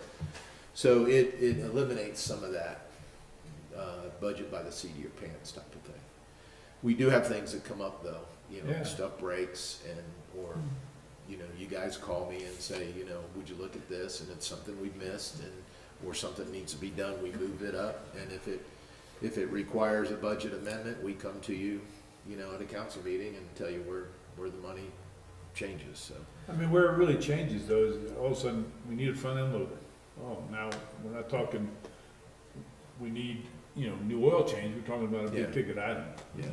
So those are things we don't know what possibly could be requested by the, No, that's Departments. true, and we're protected, we've got insurance on everything, so a fire in a town structure, would negatively impact the budget, with the knowledge that we have insurance. right? So we were insured through Helene, we're still working that process, we've gotten some, but they owe us quite a bit more. It's not by the seat of your pants, it's planned. We can pretty much tell you what it's gonna cost this year, next year, for 5 years, with some, no big ticket things, obviously. I mean, if we were to lose the dam or something catastrophic, that would throw a wrench into it, but not, If we had another Helene. not operational wise. Yeah, well, another Helene, I'm moving. What do y'all think about, on the, road striping? With us being a tourist town, I think that could fall under TDA. There's a lot of things we can, Yeah. that'll, I could give you a good story why the Beach Mountain Parkway extension should be TDA. It's a way of beautification, one, it's a way of bringing more people into the town, two, it's a way of opening up a whole nother section of the town and of the unincorporated county. So there's definitely, you can make a presentation and pass the red face test. So, I mean, I don't dispute that, but I'm looking at it from a maintenance standpoint, being a reoccurring cost. And, and I shared this with Chief Budney, just for kicks and giggles. I think that the 30, for period of, I forget what the period was, it was like maybe 4 months. There was I thought it was 90 days, 90 days. I think so. 90 days, and there was almost 4,000 cars that came over here from Eagles Nest. Wow, that's amazing. So, I didn't think about that. I think it was around 4,000 cars that came here from Eagles Nest. And, Or utilize that road. where and it came from. there's a counter that goes, it's able to differentiate between contractors Trucks and visitors. Mhm. So, I mean, 4,000, I mean, compared to the traffic count of 58,000, that's, peanuts, but still. Yeah. That's substantial. You've got 4,000 people that are coming over here from Eagles Nest. They're coming over here to either go to the club to spend money, they're coming to the resort to spend money, they're coming to either Fred's to spend, well, I'm not gonna start picking out businesses. They're coming over here to spend money. Yeah. When they come here, they do spend money. Absolutely. And again, that's another reason why I pointed towards the TDA. I mean, it is, tax dollars. And the thing is, we just need to start charging bed tax for all the rentals in Eagles Nest, and then we, There you go. Avery County's doing that now. yeah, they hadn't done it. They haven't, they I just know. adopted their TDA. When you meet with TDA to discuss our hit list, would you add the extension and road striping? Sure. If we go to their budget retreat. Well, actually, always we do. don't mention it, we have to write up a request, a grant request. So I'll get those 2 items priced and we'll send it in, Okay, very good. and you may want to be there at their meeting. Yeah, We plan on it. yeah. And they do have a similar budget retreat, and, Do we know when that is? It's the 1st of March, I think. yeah, It's beginning of March. I'll send that out to you. Okay. Because that's a good chance to have a discussion. This discussion, yeah. Yeah, And they have, with their new composition of the, the New the members. team there, that would be a good opportunity to have the discussion, justification. But we'll put some numbers together, make a written proposal, that's how it works with the TDA, Right. and ask for a grant. Do we Now, you you know how asked much for, they're sitting on? How much money they have? yeah, a little over 2 million. Yeah. And it They grows. had a record, Yeah. November? December. December. November, December. Yeah, you've asked me three things for TDA, the landscape position, the road striping, and the parkway. Yes. Okay. Does somebody can think of anything else? Because I need to be at their budget retreat to make that proposal. And I'll join you. I'll try to be there. The master plan for the Well, rec if more than center? two come, we have to Be a notice it. possibility of that? So, I'll be there. I mean, Kelsey, would you ask Emily just to notice that the council will be at the TDA? That way anybody can go. yeah. And also on, changing gear, Kelly just made a I was point just wondering if we should put the master plan for the rec center under that. under the TDA. I mean, we can ask you're for a it. councilman, you can do whatever you want. That's right. Not so much as the mayor, but There you go. I'm sorry, you're the vice mayor. Exactly. Yeah, put Kelly's name on it, wait. Great. March 7th is the Watauga County GOP County Convention. It's well attended, except for Beach Mountain. There's only like one that shows up for that. Yours truly. But it's a good way to show support to our community and also network. No, for sure. So if anybody wants to go, March 7th. Do we need to RSVP? All right, so I have 4 TDA things, right? Yes, sir. We're gonna add the master plan. Makes sense.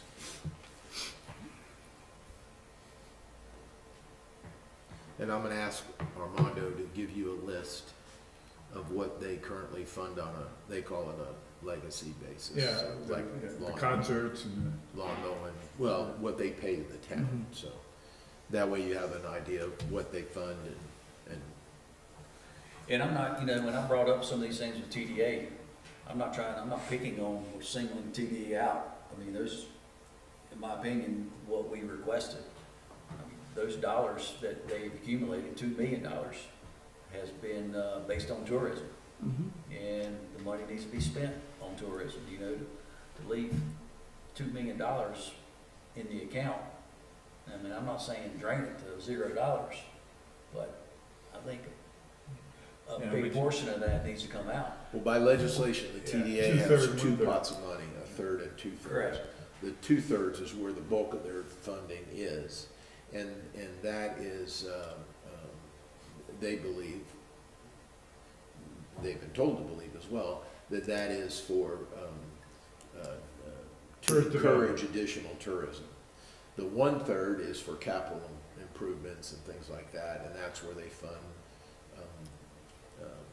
cutting lawn. where they grant us sledding hill stuff, decorations, things like that. And do you know of anyone, maybe this is a forward question, but do you know of anyone that's gone to jail because they maybe spent some money in the gray area? There's only been one, no.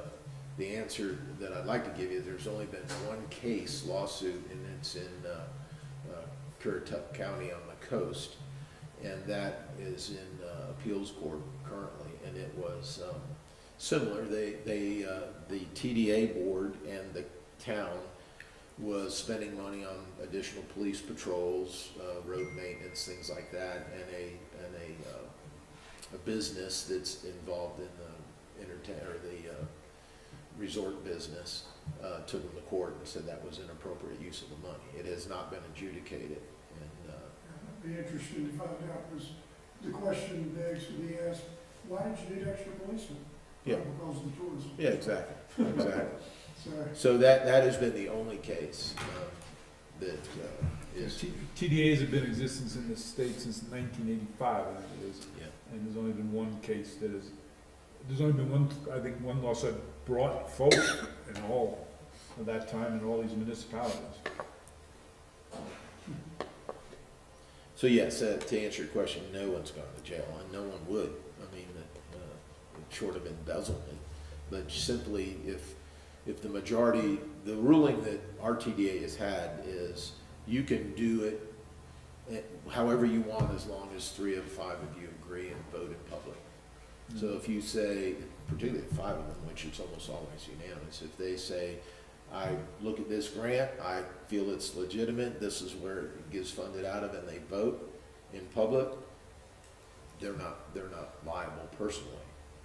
And so that's the direction they've been given legally. But it is something that continues to be discussed. So they've looked at the Parkway before. They've looked at equipment. Last year, you asked me to ask them for equipment, and that was an additional salt. And they turned all three of those down. Didn't they fund some trail equipment? They did through Parks and Rec, but you had asked me to get equipment that we were using on the roads, and salt, and the paving of the parkway. And they voted unanimously, no. So, You could throw the alternate back to them and say, well, if we don't plow and we don't salt, then all your nice yes, visitors well, have to be I'll tell you, plowed. if the DOT doesn't salt This weekend? tonight and tomorrow, that we'll have a good taste of what that, Yeah, what it could look like. it will adversely impact the police and fire departments, I can assure you of that. Well, we're probably gonna be criticized for having completed this meeting in 3.5 hours. I didn't think Yes. that's the same last year. No. We can get things done. You don't have to reinvent the wheel. Yeah, exactly. All right, anyone have any questions?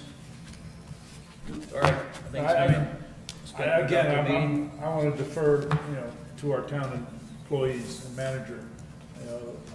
The reason we can do this so quickly is because of things that have already been taken care of and put in place and everything. So that's a big benefit for our benefit.